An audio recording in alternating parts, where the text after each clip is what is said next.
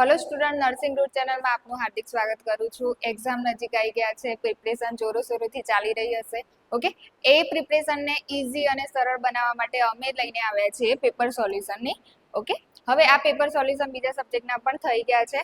હવે આજનો જે સબ્જેક્ટ છે એ સબ્જેક્ટ કયો છે આપણો બાયોસાયન્સ। હવે બાયોસાયન્સની અંદર કયું પેપર સોલ્યુશન છે તો 2023 નું પેપર સોલ્યુશન આપણે શું કરવાનું છે જોવાનું છે। ચલો હવે એને સ્ટાર્ટ કરીએ। ચલો ક્વેશ્ચન 1 જે પૂછાયેલું છે, ઓકે, ક્વેશ્ચન 1 શું કહે છે? List out the organ of the digestive system. હવે જે ડાયજેસ્ટિવ સિસ્ટમ છે એના ઓર્ગનને આપણે અહીંયા ખાલી ને ખાલી શું કરવાના છે? લિસ્ટ આઉટ કરવાના છે, જે 3 માર્ક્સની અંદર પૂછાયેલો હતો। શું કહે છે એની અંદર કયા કયા ઓર્ગન છે? એ ઓર્ગનની અંદર પહેલું જે હોય છે કઈ વસ્તુ આવશે? આપણે ઓરલ કેવિટી છે। સેકન્ડ જે છે એક શું છે? ફેરિંગ્સ છે। થર્ડ નંબરની અંદર શું છે? ઇસોફેગસ, જેને આપણે શું કહીએ છીએ? અન્નનળી કહીએ છીએ। ચોથાની અંદર છે એ સ્ટમક છે। પાંચમાની અંદર શું છે? સ્મોલ ઇન્ટેસ્ટાઇન છે, એટલે કે નાનું આંતરડું છે। 6 ની અંદર છે લાર્જ ઇન્ટેસ્ટાઇન, એટલે કે મોટું આંતરડું। એના પછી છે rectum and last one is anal canal. ચલો એ જ વસ્તુ છે એની અંદર જે ઇન્ક્લુડ થાય છે ડાયજેસ્ટિવ ગ્લેન્ડ, એટલે કે જે ડાયજેશન માટે ઉપયોગી બને એવી ગ્રંથિઓ કઈ કઈ છે તો એની અંદર છે સલાઇવરી ગ્લેન્ડ છે, જેને લાળ ગ્રંથિ આપણે કહીએ છીએ। સેકન્ડ છે લીવર, એટલે કે યકૃત કહીએ છીએ। અને લાસ્ટમાં છે જે પેન્ક્રિયાસ છે, જેને આપણે શું કહીએ છીએ? સ્વાદુપિંડ કહીએ છીએ। ચલો આ જ વસ્તુ છે એને તમારે શેની અંદર બતાવવાનું રહેશે તો તમે આ રીતે શું કરી શકો છો? સ્ટ્રક્ચર ડ્રો કરી શકો છો, જેની અંદર આપણે ઓવરઓલ બધા જ ઓર્ગન શું કરેલા છે? ડ્રો થ્રુ બતાવેલા છે। ચલો એના પછી જે સેકન્ડ ક્વેશ્ચન છે એની અંદર કન્ટિન્યુઅસલી પૂછાયેલો છે, કયો ક્વેશ્ચન છે?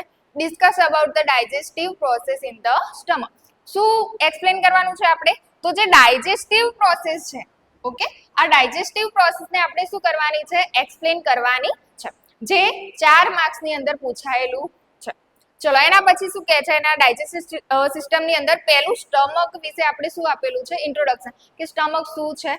ઓકે, તો શું કહે છે? Stomach is a J-shaped muscular organ located between the esophagus and the small intestine। શું કહે છે? સ્ટમક એ કેવા આકારનું ઓર્ગન છે? તો જે શેપ, ઓકે, આપણને ખબર છે કે જે કઈ રીતે હોય છે, તો જે શેપનું શું છે? એ મસ્ક્યુલર ઓર્ગન છે, જેની અંદર લોટ્સ ઓફ શું આવેલા છે? મસલ્સ, એટલા માટે એને આપણે કયું ઓર્ગન કીધું છે? Muscular organ. એના પછી શું કહે છે? ઇટ ઇઝ લોકેટેડ ઇસોફેગસ, ઓકે, ઇસોફેગસ આપણે સમજીએ છીએ। ઇસોફેગસ અને જે સ્મોલ ઇન્ટેસ્ટાઇન છે એના વચ્ચે જે ઓર્ગન છે એ ઓર્ગનને આપણે શું કીધું છે? સ્ટમક। એના પછી શું કહે છે? It's main role is a store food temporary and the digest it before passing into the intestine. શું કહે છે? આનું જે મેઇન રોલ છે, મેઇન રોલ શું છે? તો શું કહે છે? સ્ટોર ફૂડ, ઓકે, જે ફૂડ છે એ ફૂડને શું કરવાનું કામ કરે છે? સ્ટોર, પણ કેવું? Temporary means, okay, temporary means એટલે કે થોડા ટાઈમ માટે। એના પછી શું કહે છે? Digest before passing to intestine, okay, એના સ્મોલ જે લાર્જ મોલિક્યુલ છે અને સ્મોલ મોલિક્યુલ્સની અંદર શું કરી દે છે? ડાયજેસ્ટ કરે છે અને શેની અંદર પાસ કરે છે? આગળની તરફ, એટલે કે ઇન્ટેસ્ટાઇનની અંદર શું કરે છે? પાસ કરે છે। ચલો એના પછી નેક્સ્ટ પ્રોસેસ આપી છે આપણને, process of digestion in the stomach. હવે પ્રોસેસની અંદર શું કહે છે? Entry of food into stomach. સ્ટાર્ટિંગની જે પ્રોસેસ થશે એ ક્યાંથી થશે? તો જે ફૂડ છે એ ફૂડ શેની અંદર એન્ટર થાય છે? તો સ્ટમકની અંદર। ચલો શું કહે છે એની અંદર? હવે વેન ધ સ્વેલો, આપણે શું કરીએ છીએ? ખોરાક પહેલા તો ગળીએ છીએ, તો when the swallow food enter into the stomach through the cardiac sphincter, કે જે ફૂડ આપણે સ્વેલો કરીએ છીએ, ગળીએ છીએ, એ જે ફૂડ છે એ આગળ સ્ટમકની અંદર એન્ટર થાય છે, તો એ સ્ટમકની અંદર એન્ટર થતા પહેલા કયા સ્ફિન્ક્ટરથી એન્ટર થાય છે? Cardiac sphincter, okay. ચલો સેકન્ડ છે the stomach hold food for the 2 to 4 hours, okay, stomach જે ખોરાક છે એટલે કેટલા ટાઈમ માટે સ્ટોર કરતું હોય છે? તો 2 થી 4 કલાક સુધી ટેમ્પરરી બેઝ ઉપર એ શું કરે છે? ફૂડને સ્ટોર કરે છે અથવા તો હોલ્ડ કરે છે। એના પછી સેકન્ડ જે પ્રોસેસ છે એ શું કહે છે? Mixing with the gastric juice, okay, second ખોરાક આપણે શું કરી દીધો? સ્વેલો કરી લીધો, સ્ટમકમાં આવી ગયો છે। હવે એ જે ખોરાક છે એ ખોરાકની અંદર શું મિક્સ થાય છે? તો ગેસ્ટ્રિક જ્યુસ શું થતો હોય છે? મિક્સ થતો હોય છે।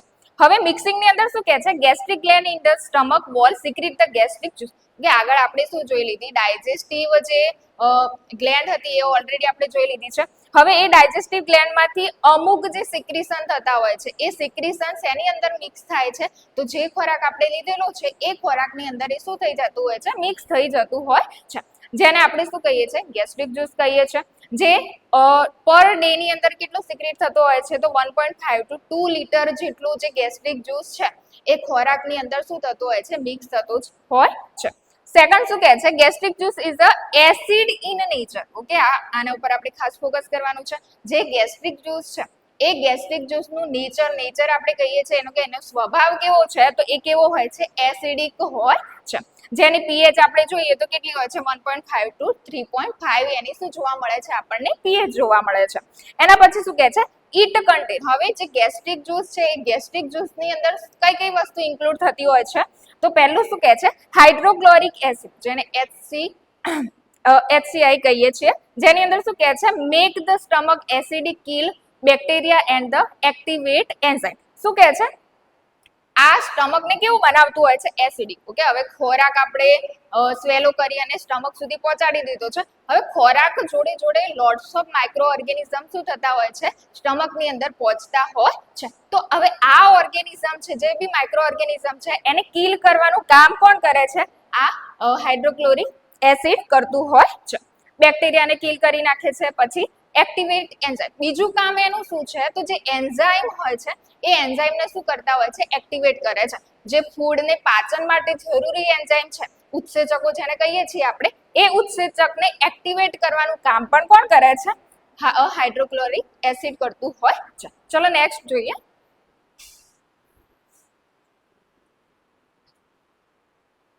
ઓકે, હવે આગળના જે HCl જોયું આપણે, એ HCl નું કામ શું હતું, તો એન્ઝાઇમ ને એક્ટિવેટ કરવાનું હતું. હવે કયા એન્ઝાઇમ એક્ટિવેટ થાય છે અને આ એન્ઝાઇમ શું કામ કરે છે એ જોઈ લઈએ. તો શું કહે છે, પેપ્સિન. ફર્સ્ટ જે એન્ઝાઇમ છે એ એન્ઝાઇમ નું નામ શું છે, પેપ્સિન. એ શું કામ કરે છે, તો digest protein into smaller molecules. જે બી આપણે ફૂડ લીધું છે એ ફૂડ છે એને સ્મોલ મોલિક્યુલ્સ ની અંદર શું કરવાનું કામ કરે છે, ડાયજેસ્ટ કરવાનું કામ કરે છે. ઓકે, એની અંદર બીજું શું કહે છે, જેની અંદર પ્રોટીન જે છે, ઓકે, આપણે ફૂડ દ્વારા જે બી પ્રોટીન લીધેલું છે, ઓકે, પ્રોટીન્સના જે બી મોલિક્યુલ્સ હશે એ મોલિક્યુલ્સને કોણ અસર કરતું હોય છે, પેપ્સિન નામનો ઉત્સેચક છે એ શું કરતું હોય છે, અસર કરતું હોય છે. જેને શેની અંદર કન્વર્ટ કરે છે, તો પેપ્ટોન્સ છે, પ્રોટેઝ છે. ઓકે, આ જે વસ્તુ છે એની અંદર એ શું કરતું હોય છે, કન્વર્ટ કરવાની અંદર મદદ કરે છે. સેકન્ડ જે એન્ઝાઇમ છે એ કયો છે, આપણું રેનિન. ઓકે, રેનિન એ કોની અંદર જોવા મળે છે, ઇન્ફન્ટ. ઓકે, જે ઇન્ફન્ટ છે એની અંદર આપણને કયો એન્ઝાઇમ જોવા મળે છે, રેનિન. ઓકે, એની અંદર શું કહે છે, તો curdle milk protein so it can be digest. શું કહે છે, મિલ્ક ને શું કરે છે, કર્ડલ કરે છે. એટલે મિલ્ક નું જે પ્રોટીન છે એને ડાયજેસ્ટ કરવાનું કામ કોણ કરે છે, રેનિન કરે છે. ઓકે, એને મિલ્ક જે બી હશે એને શું કરે છે, ખટાશ વાળી જે છે એના અંદર શું કરે છે, કન્વર્ટ કરે છે અને એને શું કરતું હોય છે, ઇઝીલી ડાયજેસ્ટ કરવાની અંદર મદદ કોણ કરશે, રેનિન કરશે. ચલો એના પછી જોઈ લઈએ ગેસ્ટ્રિક લાઇપિસ. ઓકે, એના અંદર શું કહે છે, digest a small amount of the food. Gastric lipase નામનું ઉત્સેચક શેની અંદર મદદ કરે છે, જે ફેટ છે એ ફેટને એટલે કે ચરબી છે એ ચરબીને ડાયજેસ્ટ કરવાનું કામ કોણ કરે છે, તો ગેસ્ટ્રિક લાઇપિસ કરે છે. ચલો એના પછી જોઈ લઈએ મ્યુકસ. ઓકે, થીક કન્સિસ્ટન્સીનું જોવા મળે છે આપણને. ઓકે, જેની અંદર શું કહે છે, પ્રોટેક્ટ સ્ટમક વોલ. ઓકે, શું કરે છે, હવે તમે આગળ જોઈ લીધું કે જે એસિડિક કન્ટેન્ટ છે, હવે એ એસિડિક કન્ટેન્ટ કોની દિવાલને અસર કરતું હોય છે, તો સ્ટમકને શું કરતું હોય છે, અસર કરતું હોય. હવે આ સ્ટમકની વોલ ઉપર કન્ટિન્યુઅસલી રેગ્યુલરલી શું થવાનું છે, ડાયજેશનની પ્રોસેસ થવાની છે. તો હવે રેગ્યુલર બેઝ ઉપર જો ડાયજેશનની પ્રોસેસ થશે તો વોલ શું થતી હશે, ડેમેજ થાય. એ વસ્તુ ના થાય એટલા માટે શેનું સિક્રેશન થાય છે, તો મ્યુકસનું સિક્રેશન થતું હોય છે. ચલો એના પછી છે ઇન્સ્ટ્રિક ફેક્ટર. ઓકે, અધર કઈ ફેક્ટર છે જેની અંદર શું કહે છે, help in the absorption of the vitamin B12. જે ઇન્સ્ટ્રિક ફેક્ટર છે, ઇન્સ્ટ્રિક ફેક્ટર એના અંદર મદદ કરે છે, તો જે વિટામિન B12 છે, ઓકે, આ વિટામિનને જે ડાયજેશન છે એની અંદર શું કરતું હોય છે, મદદ કરતું હોય છે. ચલો એના પછી થર્ડ નંબરનું જે પ્રોસેસ છે એની અંદર શું કહે છે, ડાયજેશન ઓફ ધી ફૂડ. હવે ડાયજેશન ઓફ ધી ફૂડ ની અંદર શું કહે છે, પ્રોટીન. ફર્સ્ટ શેનું ડાયજેશન જોવાનું છે આપણે, પ્રોટીનનું. તો શું કહે છે, broke down mainly by the pepsin into the simpler product. શું કહે છે, હવે આ જે પ્રોટીન છે એ પ્રોટીનનું ડાયજેશન આપણે ઓલરેડી જોઈ લીધું કે કયા એન્ઝાઇમથી થાય છે. પેપ્સિન નામના એન્ઝાઇમની અંદર પેપ્સિન દ્વારા જે એન્ઝાઇમ છે એના દ્વારા શું થતું હોય છે થાય છે, જેની અંદર શું કહે છે broken down mainly by the pepsin into simpler product. શું કહે છે જે લાર્જ મોલિક્યુલ હશે એ લાર્જ મોલિક્યુલ્સને સ્મોલ મોલિક્યુલ્સની અંદર શું કરવાનું કામ કરે છે, કન્વર્ટ કરવાનું કામ કરે છે, જે કોણ કરશે, પેપ્સિન નામનો એન્ઝાઇમ છે એ કરે છે. સેકન્ડ છે મિલ્ક. ઓકે, હવે આ મિલ્ક શેની અંદર લેવાનું છે આપણે, ઇન્ફન્ટની અંદર, જેમાં શું કહે છે કેઝિન મિલ્ક પ્રોટીન. ઓકે, કેઝિનને શું કહેશું આપણે, મિલ્ક પ્રોટીન કહીએ છીએ. ઓકે, જે coagulated by rennin then digested by the pepsin. શું કહે છે હવે મિલ્ક જે ઇન્ફન્ટની અંદર હોય છે એને આપણે શું લીધું છે અહીંયા, કેઝિન, જેને મિલ્ક પ્રોટીન કહીએ છીએ. આવા પ્રોટીનને ડાયજેસ્ટ પહેલા કોણ કરે છે, રેનિન કરે છે. આપણે ઓલરેડી એન્ઝાઇમ જોઈ લીધું કે રેનિન એન્ઝાઇમ એ શેની અંદર કામ કરે છે, તો ઇન્ફન્ટની અંદર કામ કરે છે. આ પ્રોટીનને સ્મોલ મોલિક્યુલ્સની અંદર શું કરે છે, કન્વર્ટ કરે છે. કન્વર્ટ થયા પછી એ શું થઈ જશે, કોગ્યુલેટેડ થઈ જશે, મતલબ ગઠ્ઠા ગઠ્ઠા જેવું થઈ જશે. જેના પછી એ શું થતું હોય છે, ડાયજેસ્ટ થતું હોય છે. જે કયા એન્ઝાઇમ દ્વારા થશે, પેપ્સિન. ઓકે, આ વસ્તુ સમજાઈ ગઈ હશે. ચલો, એના પછી છે ફેટ. ઓકે, જે ચરબી છે એનું જે ડાયજેશન છે એ જોવાનું છે. Only a little digested by the gastric lipase. Okay, જે ફેટ છે એ શેનાથી ડાયજેસ્ટ થતો હોય છે, તો ગેસ્ટ્રિક જે લાઇપેઝ છે એનાથી શું થતો હોય છે, ડાયજેસ્ટ થતો હોય છે. અને લાસ્ટમાં જે વસ્તુ છે એ શું કહે છે, નો digestion in the stomach, only salivary amylase may act for the short time until inactivated by the acid. Okay, carbohydrate નું જે ડાયજેશન છે એ શેના દ્વારા થતું હોય છે, સલાઇવરી જે ગ્લેન્ડ છે એ સલાઇવરી માંથી જે સલાઇવા નીકળે છે અથવા સિક્રીટ થાય છે એના દ્વારા એનું શું થતું હોય છે, શોર્ટ ટાઈમ માટે એનું સ્મોલર ડાયજેશન જોવા મળે છે.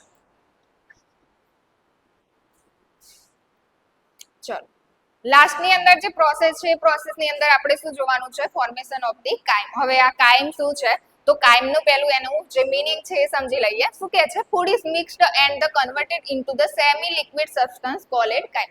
શું કહે છે, જે આપણે ફૂડ લીધું છે એ ફૂડ કેવા પેલાની અંદર હશે, તો એ ફૂડ કેવું હશે, સોલિડ હશે કાં તો સેમી સોલિડ હશે. તો કાઇમ શું છે, તો જે બી આપણે ફૂડ લીધું છે એ ફૂડને શેની અંદર કન્વર્ટ કરી દે છે, તો સેમી સોલિડ. આપણે ફૂડ સોલિડ ફોર્મમાં લીધું હશે તો બી એ શેની અંદર કન્વર્ટ થઈ જતો હોય છે, સેમી સોલિડ જે કન્ટેન્ટ છે, સબસ્ટન્સ છે એની અંદર શું થઈ જતો હોય છે, કન્વર્ટ થતો હોય છે, જેને આપણે શું કહીએ છીએ, કાઇમ કહીએ છીએ.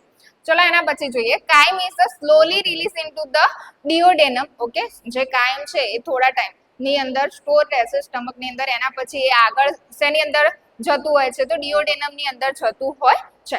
અને એના પછી શું કહે છે, થ્રુ ધ પાયલોરિક સ્ફિન્ક્ટર. જે ડિયોડેનમ ને ની અંદર જવાનું છે એ કઈ વસ્તુને ક્રોસ કરીને જશે, તો પાયલોરિક જે સ્ફિન્ક્ટર છે એ પાયલોરિક સ્ફિન્ક્ટરને શું કરે છે, ક્રોસ કરીને જતું હોય છે. અને further digestion in the absorption. એના પછી આગળ જઈને શું થતું હોય છે, ફરી ડાયજેસ્ટ થતું હોય છે અને એબ્ઝોર્બ થતું હોય છે. ચલો, એના પછી શું કહે છે, main digestion in the stomach. Okay, main જે ડાયજેશન થતું હોય છે સ્ટમક ની અંદર શેનું થતું હોય છે, તો પ્રોટીન ડાયજેશન. ઓકે, મોટા ભાગે જે ડાયજેશન થાય છે એ શેનું થતું હોય છે, અહીંયા પ્રોટીન. જે કયા એન્ઝાઇમના કારણે થતું હોય છે, તો પેપ્સિન નામનો જે એન્ઝાઇમ આપણે આગળ જોઈ લીધો એ પેપ્સિન નામના એન્ઝાઇમના કારણે થતું હોય છે. સેકન્ડ, એન્ડ જે પ્રોડક્ટ. ઓકે, જે સ્ટમકનું ડાયજેશન પ્રોસેસ છે એ સ્ટમક ડાયજેશન પ્રોસેસની એન્ડ જે પ્રોડક્ટ હોય છે એ એન્ડ પ્રોડક્ટ કઈ હોય છે આપણી, તો કાઇમ જોવા મળે છે. ક્લિયર થઈ ગયા? એટલે આ જે વસ્તુ હતી એ શું હતી, આપણી digestion process in the stomach હતી.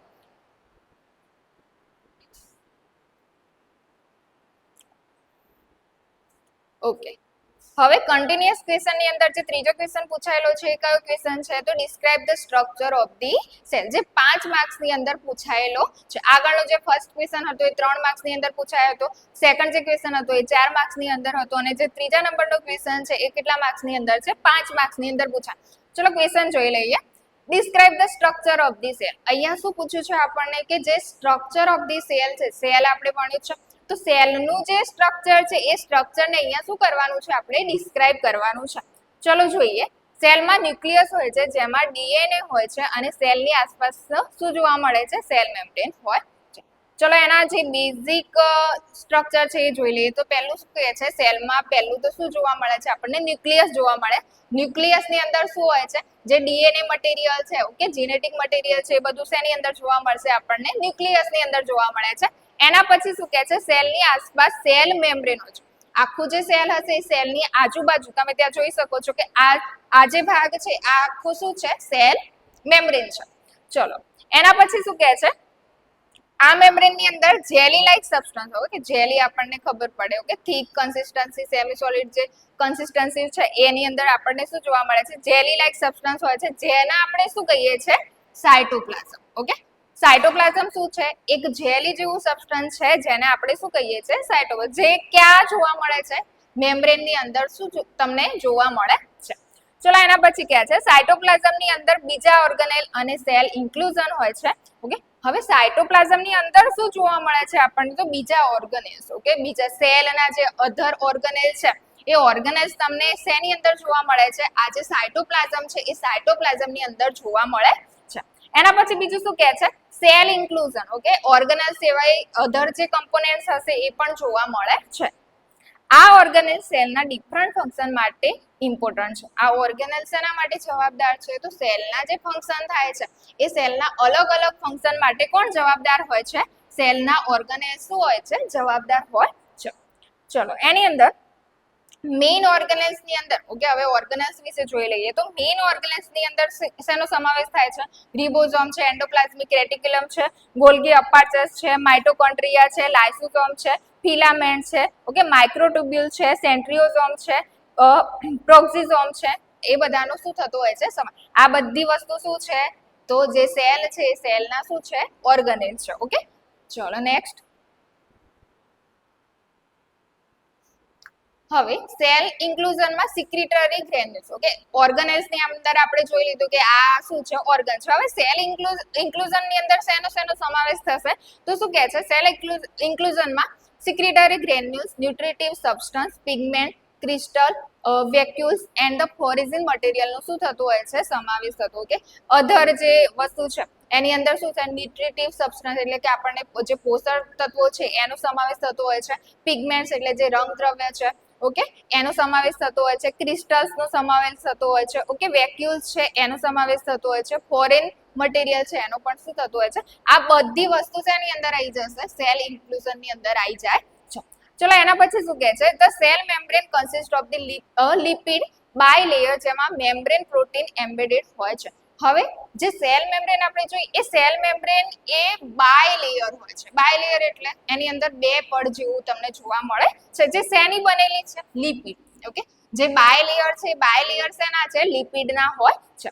ઓકે એના બીજું શું કહે છે મેમ્બ્રેન પ્રોટીન એમ્બેડેડ કે મેમ્બ્રેન ની અંદર તમને જે પ્રોટીન હોય છે એ પ્રોટીન પણ જોવા મળતા હોય છે. અ સિમિલર મેમ્બ્રેન પણ સાયટોપ્લાઝમ ની અંદરના મોસ્ટ ઓર્ગેનેલ્સ ને સરાઉન્ડ કરે છે. હવે આ જે મેમ્બ્રેન છે મેમ્બ્રેન નું કામ શું છે તો જે ઓર્ગેનેલ છે એ ઓર્ગેનેલ ને શું કરવાનું કામ કરે છે કવર કરવાનું એટલે સરાઉન્ડ શું આવી જશે મેમ્બ્રેન આવી જશે. એ મેમ્બ્રેન ના કારણે ઓર્ગેનેલ શું થઈ જાય છે બાઉન્ડ્રીઝ ની અંદર શું થઈ જતા હોય છે કવર થઈ જતા હોય છે. ચલો નેક્સ્ટ ન્યુક્લિયસ એક પોરસ ન્યુક્લિયસ મેમ્બ્રેન થી સરાઉન્ડેડ છે. હવે જે ન્યુક્લિયસ જોયું કે ન્યુક્લિયસ ની અંદર શું હોય છે તો Porus nuclear membrane. Okay nucleus પણ એક મેમ્બ્રેન થી કવર થઈ ગઈ છે. હવે એ ન્યુક્લિયસ મેમ્બ્રેન છે એ કેવી હોય છે પોરસ. પોરસ એટલે શું કહી શકો કે જેની અંદર શું જોવા મળે છે આપણને કાણા જોવા મળે છે. એ ઇઝીલી શું કરી શકે ટ્રાન્સપોર્ટેશન કરી શકાય છે. જેમાં ક્રોમેટિન હોય છે. ક્રોમેટિન શું છે જોઈ લઈએ. ક્રોમેટિન ડીએનએ અને હિસ્ટોન પ્રોટીન થી બને છે. જે ક્રોમેટિન છે ક્રોમેટિન શું છે તો ડીએનએ અને જે હિસ્ટોન પ્રોટીન છે એ બંને કમ્બાઈન થઈને શું બનાવતા હોય છે ક્રોમેટિન તત્વ બનાવતા હોય છે જેમાં સેલનું જીનેટિક મશીનરી બનાવે છે. ઓકે ચલો શું કહે છે ક્રોમેટિન શું કરતું હોય છે જે જીનેટિક મટીરિયલ છે એ જીનેટિક મટીરિયલને સાચવવાનું કામ કોણ કરતું હોય છે આ ક્રોમેટિન કરતું હોય છે. ચલો નેક્સ્ટ ન્યુક્લિયસ ન્યુક્લિયસની અંદર હોય છે અને રિબોઝોમ સિન્થેસિસ અને એસેમ્બલી માટે રિસ્પોન્સિબલ હોય છે. ન્યુક્લિયસની અંદર આપણને શું જોવા મળે છે ન્યુક્લિયોલસ જોવા મળે છે જેનું કામ શું હોય છે રિબોઝોમને સિન્થેસિસ કરવાનું એટલે કે રિબોઝોમ બનાવવાના અને સેકન્ડ એના એસેમ્બલી માટે એને જે બી જ્યાં જરૂર છે ત્યાં ટ્રાન્સપોર્ટ કરવાનું કામ કરતું હોય છે. ચલો હવે જોઈ લઈએ રિબોઝોમ વિશે. ઓકે તો શું કહે છે રિબોઝોમ ની અંદર રિબોઝોમ સાયટોપ્લાઝમમાં ફ્રી રીતે અથવા તો એન્ડોપ્લાઝમિક રેટિક્યુલમ સાથે બાઉન્ડ થઈને મળી શકે છે. શું કહે છે આ જે રિબોઝોમ હોય છે ને એ અમુક રિબોઝોમ શું હોય છે ફ્રીલી મૂવેબલ થઈ શકતા હોય છે સેલની અંદર, જ્યારે અમુક જે રિબોઝોમ છે એ શેની અંદર બાઉન્ડ થયેલા હોય છે. તો એન્ડોપ્લાઝમિક જે રેટિક્યુલમ હશે ને એ એન્ડોપ્લાઝમિક રેટિક્યુલમ સાથે શું થયેલા હોય છે બાઉન્ડ થયેલા હોય છે. તે આરએનએ ધરાવે છે અને સેલની અંદર પ્રોટીન સિન્થેસિસ માટે રિસ્પોન્સિબલ હોય છે. રિબોઝોમ શું ધરાવે છે આરએનએ ધરાવે છે. ઓકે, અને એ આરએનએ સાથે બીજું એનું કામ શું છે તો પ્રોટીન સિન્થેસિસ માટે જ રિબોઝોમનું કામ શું છે તો જે પ્રોટીન છે પ્રોટીન બનાવવાનું કામ કોણ કરે છે તો રિબોઝોમ કરે છે. ઓકે, અહીંયા ઇમેજમાં જોઈ લો, જે ઇમેજની અંદર તમને શું બતાવેલા છે દરેક ઓર્ગેનેલ્સ તમને શું થાય છે વિઝિબલ થાય છે. આ વિઝિબલ ની અંદર જે ફ્રીલી ફરે છે ઓકે આ જે વસ્તુ છે આ વસ્તુને આપણે શું કહીએ છીએ રિબોઝોમ કહેવામાં આવે છે. ઓકે, ચલો નેક્સ્ટ.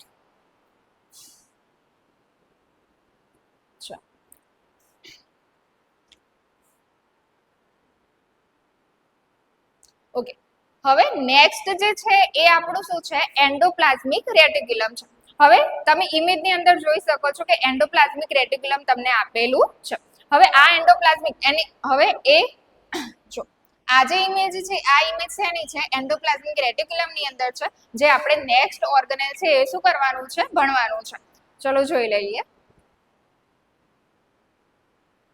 ચલો, ધ એન્ડોપ્લાઝમિક રેટિક્યુલમ એનું સ્ટ્રક્ચર આપણે જોઈ લીધું કે કેવું દેખાય છે. હવે આ એન્ડોપ્લાઝમિક રેટિક્યુલમ ની અંદર શું કહે છે એન્ડોપ્લાઝમિક રેટિક્યુલમ સાયટોપ્લાઝમમાં મેમ્બ્રેન બાઉન્ડ સ્ટક્સ ની સિરીઝ છે.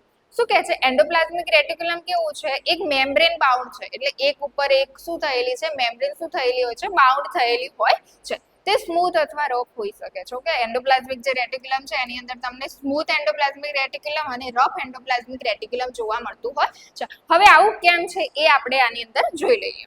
સ્મૂથ એન્ડોપ્લાઝમિક ની અંદર શું કહે છે લિપિડ સિન્થેસિસ માટે રિસ્પોન્સિબલ છે અને સેલમાં એબ્યુડન્સમાં હોય છે જે લિપિડ પ્રોડ્યુસ કરે છે. શું કહે છે લિપિડ સિન્થેસિસ માટે રિસ્પોન્સ. આ જે સ્મૂથ એન્ડોપ્લાઝમિક રેટિક્યુલમ છે એ લિપિડનું સિન્થેસિસ કરવા માટે શું છે જરૂરી છે, જે સેલની અંદર એબ્યુડન્સ હોય છે જેમાં લિપિડ પ્રોડ્યુસ થાય છે. ક્લિયર થઈ ગઈ વસ્તુ. હવે સેકન્ડ છે રફ એન્ડોપ્લાઝમિક રેટિક્યુલમ, જેમાં શું કહે છે તેની વોલ ઉપર રિબોઝોમ હોય છે અને તે પ્રોટીન સિન્થેસિસ અને ટ્રાન્સપોર્ટેશન માટે જવાબદાર હોય છે.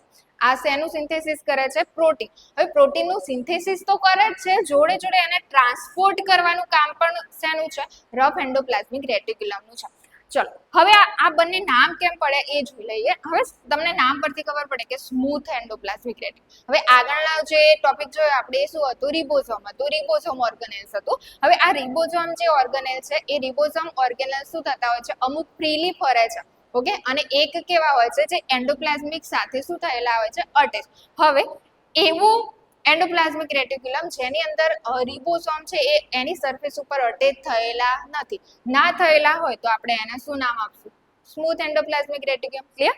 હવે રફ એન્ડોપ્લાઝમિક રેટિક્યુલમ કોને કહેશું તો જે રિબોઝોમ છે એ રિબોઝોમ જે એન્ડોપ્લાઝમિક રેટિક્યુલમ સાથે શું થઈ ગયા છે અટેચ થઈ ગયા છે. હવે અટેચ થઈ ગયા હોય એટલે એની સરફેસ કેવી જોવા મળશે તમને રફ જોવા મળશે, એટલા માટે એને શું કહીએ છીએ આપણે રફ એન્ડોપ્લાઝમિક રેટિક્યુલમ. હવે આ વસ્તુ છે આપણે નોર્મલી કોઈ બી સરફેસ લઈએ સરફેસ ઉપર કઈ બી કચરો પડ્યો હોય તો એ કેવી જોવા મળશે રફ જોવા મળશે. સેમ વસ્તુ અહીંયા છે કે એન્ડોપ્લાઝમિક રેટિક્યુલર ઉપર જો રિબોઝોમ અટેચ થયેલા હોય એટલે એટલા માટે એને રફ એન્ડોપ્લાઝમિક કહીએ છીએ. સ્મૂથ કેવા હોય છે એકદમ એની અંદર રિબોઝોમ છે એ રિબોઝોમ ફ્રી હોતા નથી અથવા ઓકે તો એને શું કહેશું આપણે સ્મૂથ કહીએ છીએ. ચલો નેક્સ્ટ જોઈએ ગોલ્ગી અપરચર. હવે ગોલ્ગી અપરચર ની અંદર શું કહે છે ગોલ્ગી અપરચરમાં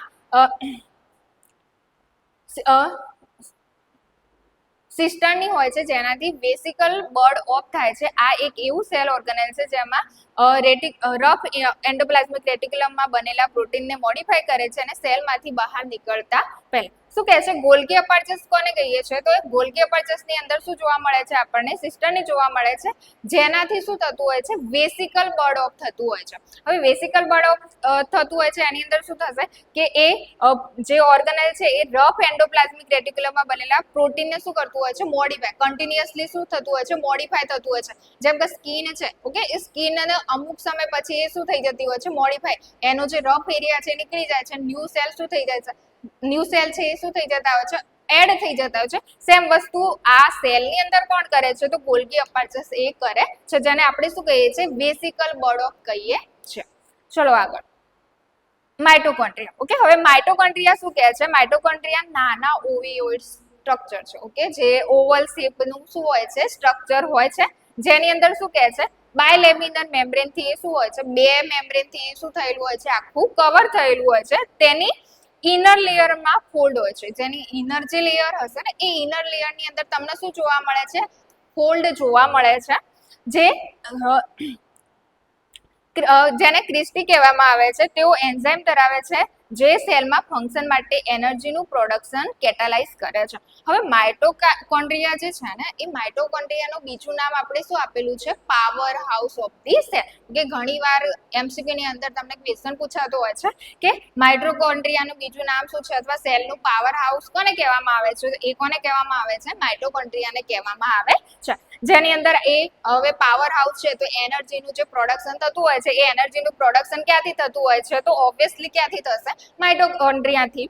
ચલો, તેઓ એન્ઝાઇમ ધરાવે છે. ઓકે, આની અંદર શું જોવા મળે છે? ઉત્સેચકો જોવા મળે છે, જેમાં શું કહે છે સેલ ફંક્શનિંગ માટે એનર્જીનું પ્રોડક્શન કેટાલાઇઝ કરે છે. હવે એન્ઝાઇમ ધરાવે છે, એ એન્ઝાઇમનું કામ શું છે કે જે સેલના ફંક્શન માટેની જેટલી બી એનર્જી જરૂર પડે છે એ એનર્જીને શું કરવાનું કામ કરે છે? તો પ્રોડક્શન કરવાનું કામ કરે છે.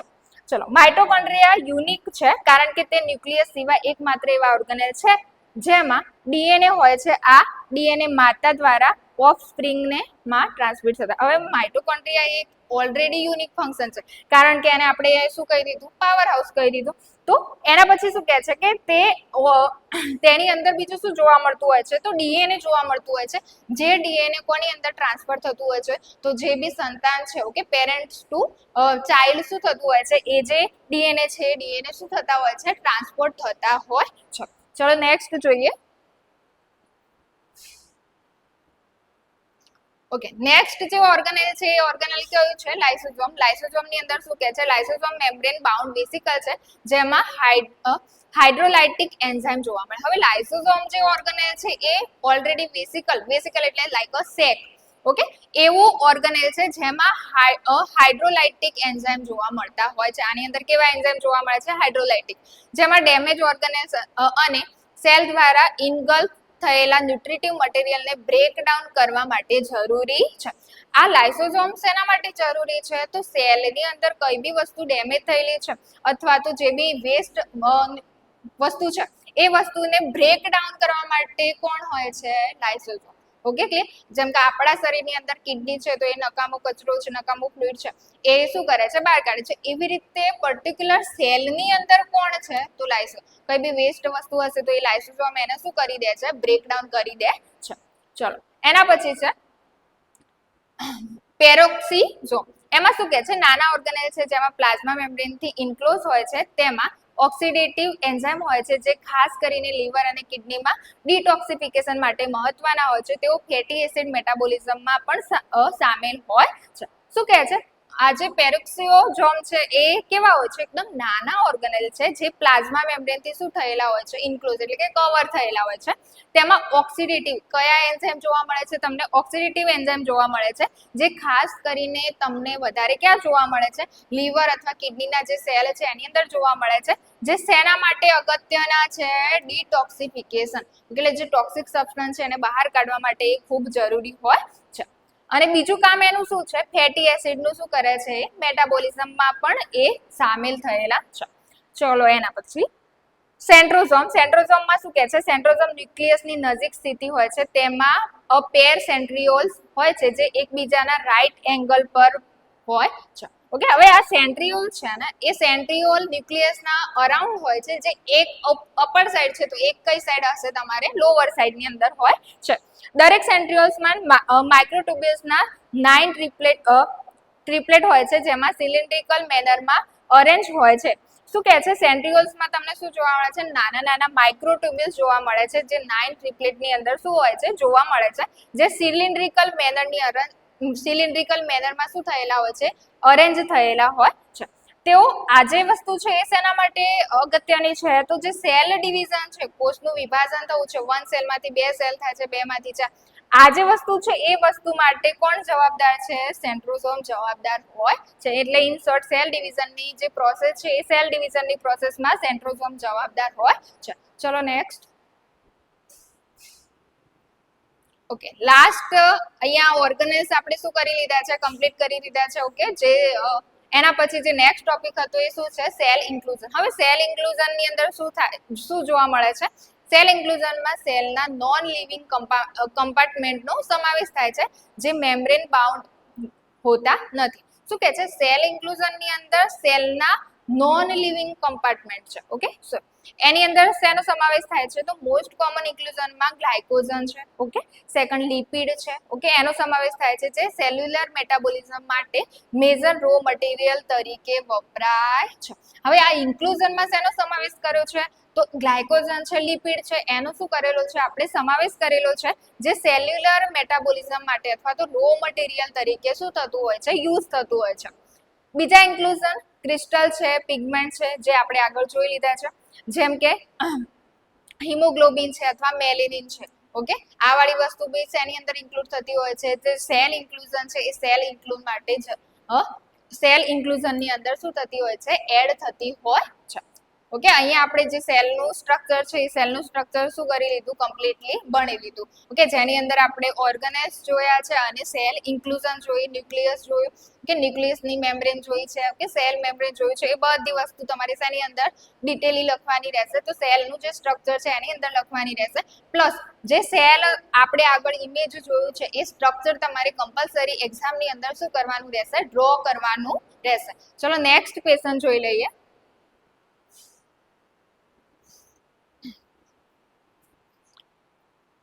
ઓકે, હવે આ ક્વેશ્ચન 1 જ છે જે ઓરની અંદર પૂછાઈ ગયેલું છે, જેની અંદર આપણે 3 ક્વેશ્ચન પૂછાયેલા છે. Draw the diagram of the heart with the label.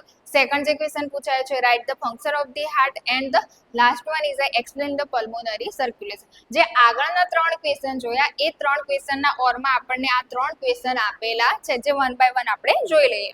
પહેલું જે ક્વેશ્ચન છે એ શું કહે છે? Draw the diagram of the heart with label. શું કીધું છે એમને ક્વેશ્ચનની અંદર? કે તમારે શેનું ડાયાગ્રામ દોરવાનું છે? હાર્ટનું ડાયાગ્રામ દોરવાનું છે વિથ લેબલ. તમે લેબલ નહીં આપો તો તમારું માર્કિંગ શું થઈ શકે છે? કટ થઈ શકે છે, જે 3 માર્ક્સની અંદર પૂછાયેલો છે. ચલો જોઈ લઈએ. એની અંદર ડાયાગ્રામ તમે જોઈ શકો છો કે તમારે આ રીતે શું કરી લેવાનું છે? ડાયાગ્રામ ડ્રો કરી લેવાનું છે. હવે નામ એના જોઈ લઈએ. તો પહેલું શું જોવા મળે છે? તો એઓર્ટા છે. ઓકે, આ જે સ્ટ્રક્ચર છે જે ઓરેન્જ કલરની અંદર છે એ શું છે? આપણું એઓર્ટા છે. સેકન્ડ છે પલ્મોનરી આર્ટરી છે. પલ્મોનરી આર્ટરી આપણે લખીએ એટલે સામે શું લખી દેવાનું? Pulmonary vein. હવે આ રીતે તમે યાદ રાખશો તો તમને નામ ઇઝીલી શું થઈ જશે? યાદ રહી જશે. એઓર્ટા લખ્યું, એઓર્ટા પછી શું યાદ રાખવાનું? Pulmonary artery.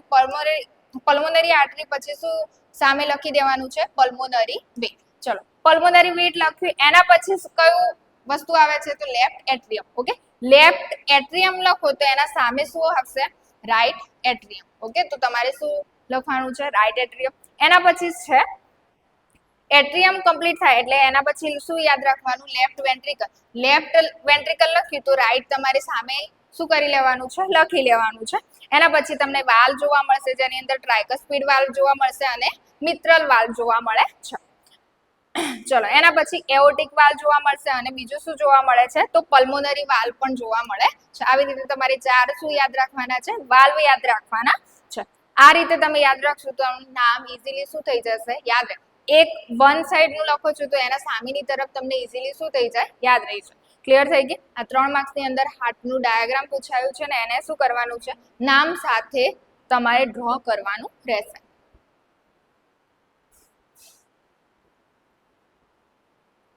ઓકે, સેકન્ડ જે ક્વેશ્ચન છે એ ક્વેશ્ચન કયો છે? Write the function of the heart. Okay, આપણે ઓલરેડી હાર્ટ ડ્રો કરી લીધું છે. હવે હાર્ટનું કામ શું છે એ જોવાનું છે.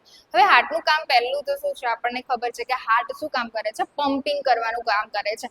પમ્પિંગ કરે છે જેનાથી આપણા શરીરમાં જે બ્લડ છે એ આખા શરીરની અંદર શું થઈ જાય છે? પહોંચી જાય છે. પહેલું કામ તો આપણને ખબર પડી જાય. સેકન્ડ જે છે એ શું છે? Oxygen supply. ઓકે, હવે ઓક્સિજન સપ્લાયની અંદર શું કહે છે? સેલને જીવંત રહેવા માટે ઓક્સિજનની જરૂર છે. હાર્ટ આ સપ્લાયને શ્યોર કરે છે. હાર્ટ પમ્પિંગ દ્વારા શરીરના દરેક ઓર્ગનને શું પહોંચાડી દે છે? ઓક્સિજન. ઓકે, ચલો સેકન્ડ,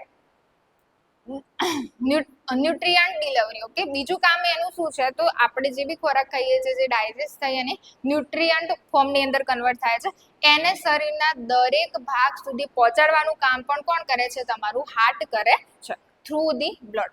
એના પછી શું કહે છે, એમાં ફૂડમાંથી મળેલા ન્યુટ્રિયન્ટ પણ બ્લડ દ્વારા સેલ સુધી પહોંચાડવામાં આવે છે. ઓકે, ન્યુટ્રિયન્ટ છે એ કોની અંદર મિક્સ થવાના છે, બ્લડની અંદર મિક્સ થવાના છે, અને આ બ્લડ છે એ બ્લડને શરીરના દરેક ઓર્ગન સુધી પહોંચાડવાનું કામ કોણ કરે છે, હાર્ટ કરે છે. એટલે ન્યુટ્રિયન્ટ ક્યાં પહોંચી જશે, તમારા શરીરના દરેક ભાગ સુધી પહોંચી જશે.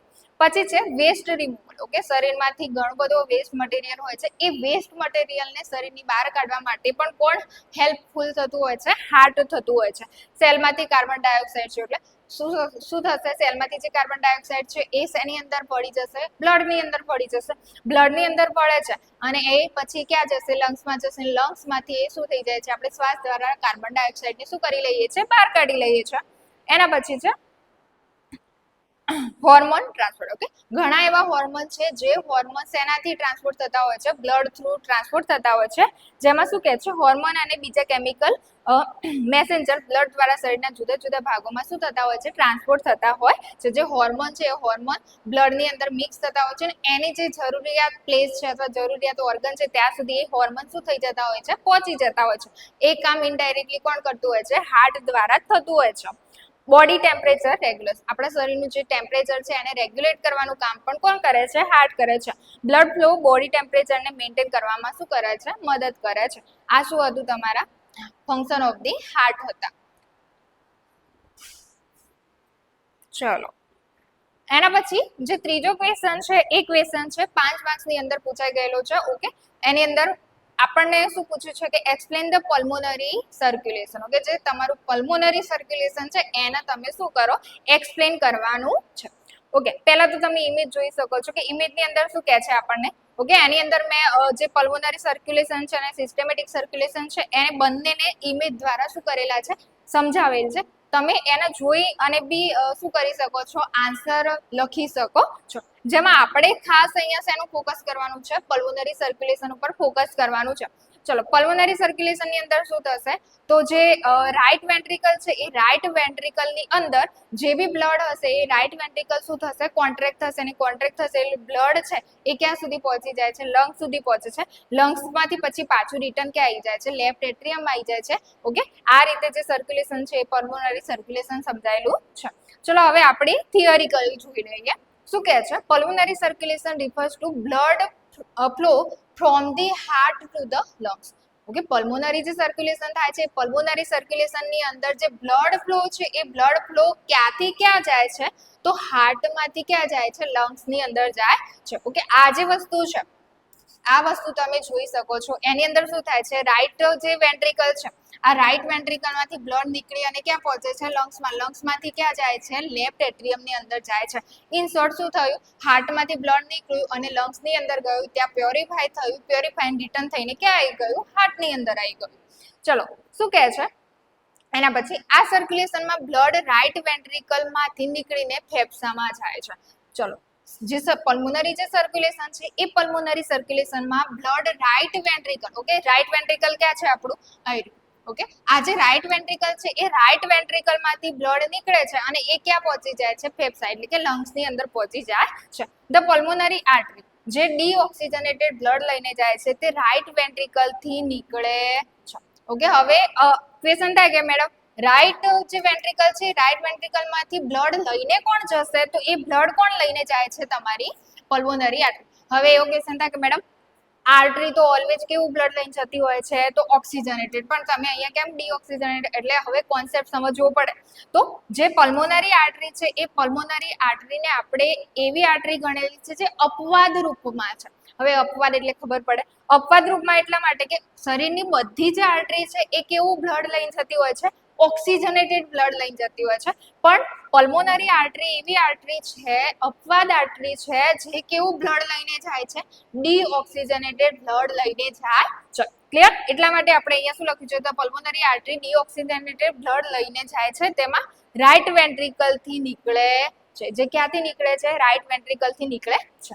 ચલો, એના પછી આ આર્ટરી ઉપર ઉપર તરફ જઈને બે ભાગમાં વહેંચાઈ જાય છે, જેને લેફ્ટ અને રાઈટ પલ્મોનરી આર્ટરીઝ કહેવામાં આવે છે. હવે આ આર્ટરી આગળ જઈને કેટલા ભાગની અંદર ડિવાઈડ થઈ જાય છે? બે ભાગની અંદર ડિવાઈડ થઈ જાય છે, જે લેફ્ટ અને રાઈટ પલ્મોનરી આર્ટરી ની અંદર ડિવાઈડ થતી હોય છે. આ ડિવિઝન, આ જે ડિવાઇડેશન થાય છે ને, એ ડિવાઇડેશન ક્યાં થાય છે? ફિફ્થ થોરાસિક વર્ટિબ્રા, જે 5મા નંબરની થોરાસિક વર્ટિબ્રા છે, એ થોરાસિક વર્ટિબ્રાની અંદર આ ડિવાઇડેશન તમને જોવા મળતું હોય છે. ઓકે, ચલો એના પછી next, the left pulmonary artery left લંગ્સના રૂટમાં જાય છે. ઓકે, હવે ક્વેશ્ચન થાય કે મેડમ બે ડિવાઇડેશન કેમ થાય છે? એટલે આપણને થાય કે લંગ્સ જે છે, ઓકે, જે ફેફસા છે, એ ફેફસા ટોટલ કેટલા છે? આપણા બે છે. હવે બંને ફેફસાની અંદર જવા માટે જે આર્ટરી છે, ઓકે, જે પલ્મોનરી આર્ટરી હતી એ આપણે કેટલા ભાગની અંદર ડિવાઈડ કરી દીધી? બે ભાગની અંદર. હવે આ બંને ભાગ છે, રાઈટ સાઈડની જે આર્ટરી હશે એ કયા લંગ્સની અંદર જશે? ઓબ્વિયસલી રાઈટ લંગ્સની. અને લેફ્ટ સાઈડની જે આર્ટરી છે એ કઈ સાઈડ જશે? તો જે લેફ્ટ લંગ્સ હશે એની અંદર. તો એ જ વસ્તુ સમજાય છે અહીંયા કે લેફ્ટ પલ્મોનરી આર્ટરી લેફ્ટ લંગ્સની અંદર, okay, left pulmonary artery left લંગ્સમાં અંદર જશે અને ત્યાં જઈને આગળ ફરી શું થઈ જાય છે? ડિવાઇડેશન થાય છે, જે એક લોબમાં જાય છે. ઓકે, આ જે આર્ટરી છે એ આગળ જઈને કન્ટિન્યુઅસલી શું થતી રહેશે? ડિવાઇડેશન એનું થતું રહે છે. જેમાં રાઈટ પલ્મોનરી આર્ટરી પણ રાઈટ લંગ્સના રૂટમાં જાય છે, જે બે બ્રાન્ચમાં ડિવાઈડ થઈ જાય છે.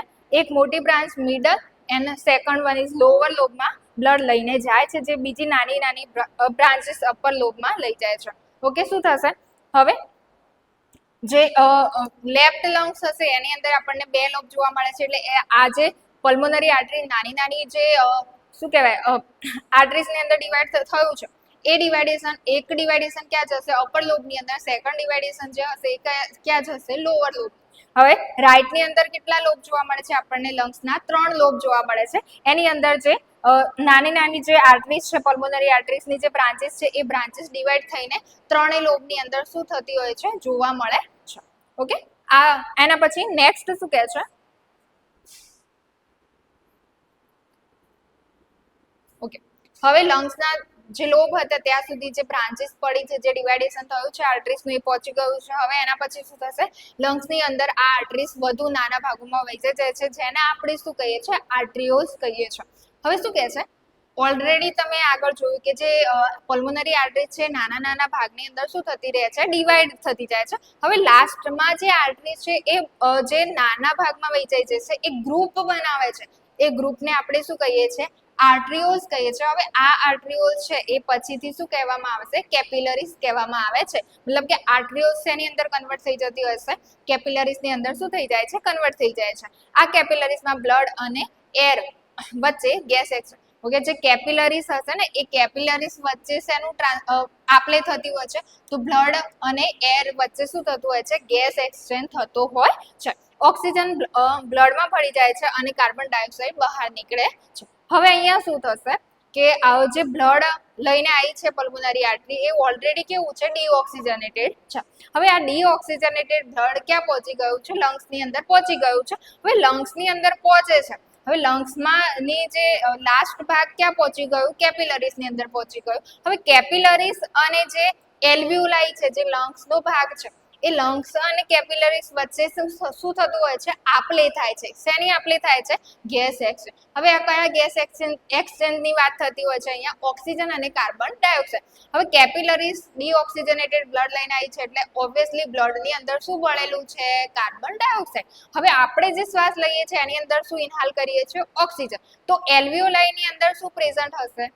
ઓક્સિજન પ્રેઝન્ટ હશે. જ્યારે કેપિલરીઝની અંદર શું પ્રેઝન્ટ છે? Carbon dioxide. તો ઓક્સિજન છે એ શેની અંદર એક્સચેન્જ થતો હોય છે? કેપિલરીઝની અંદર. અને કેપિલરીઝનો જે કાર્બન ડાયોક્સાઇડ છે, એ કાર્બન ડાયોક્સાઇડ કોની અંદર ભળે છે?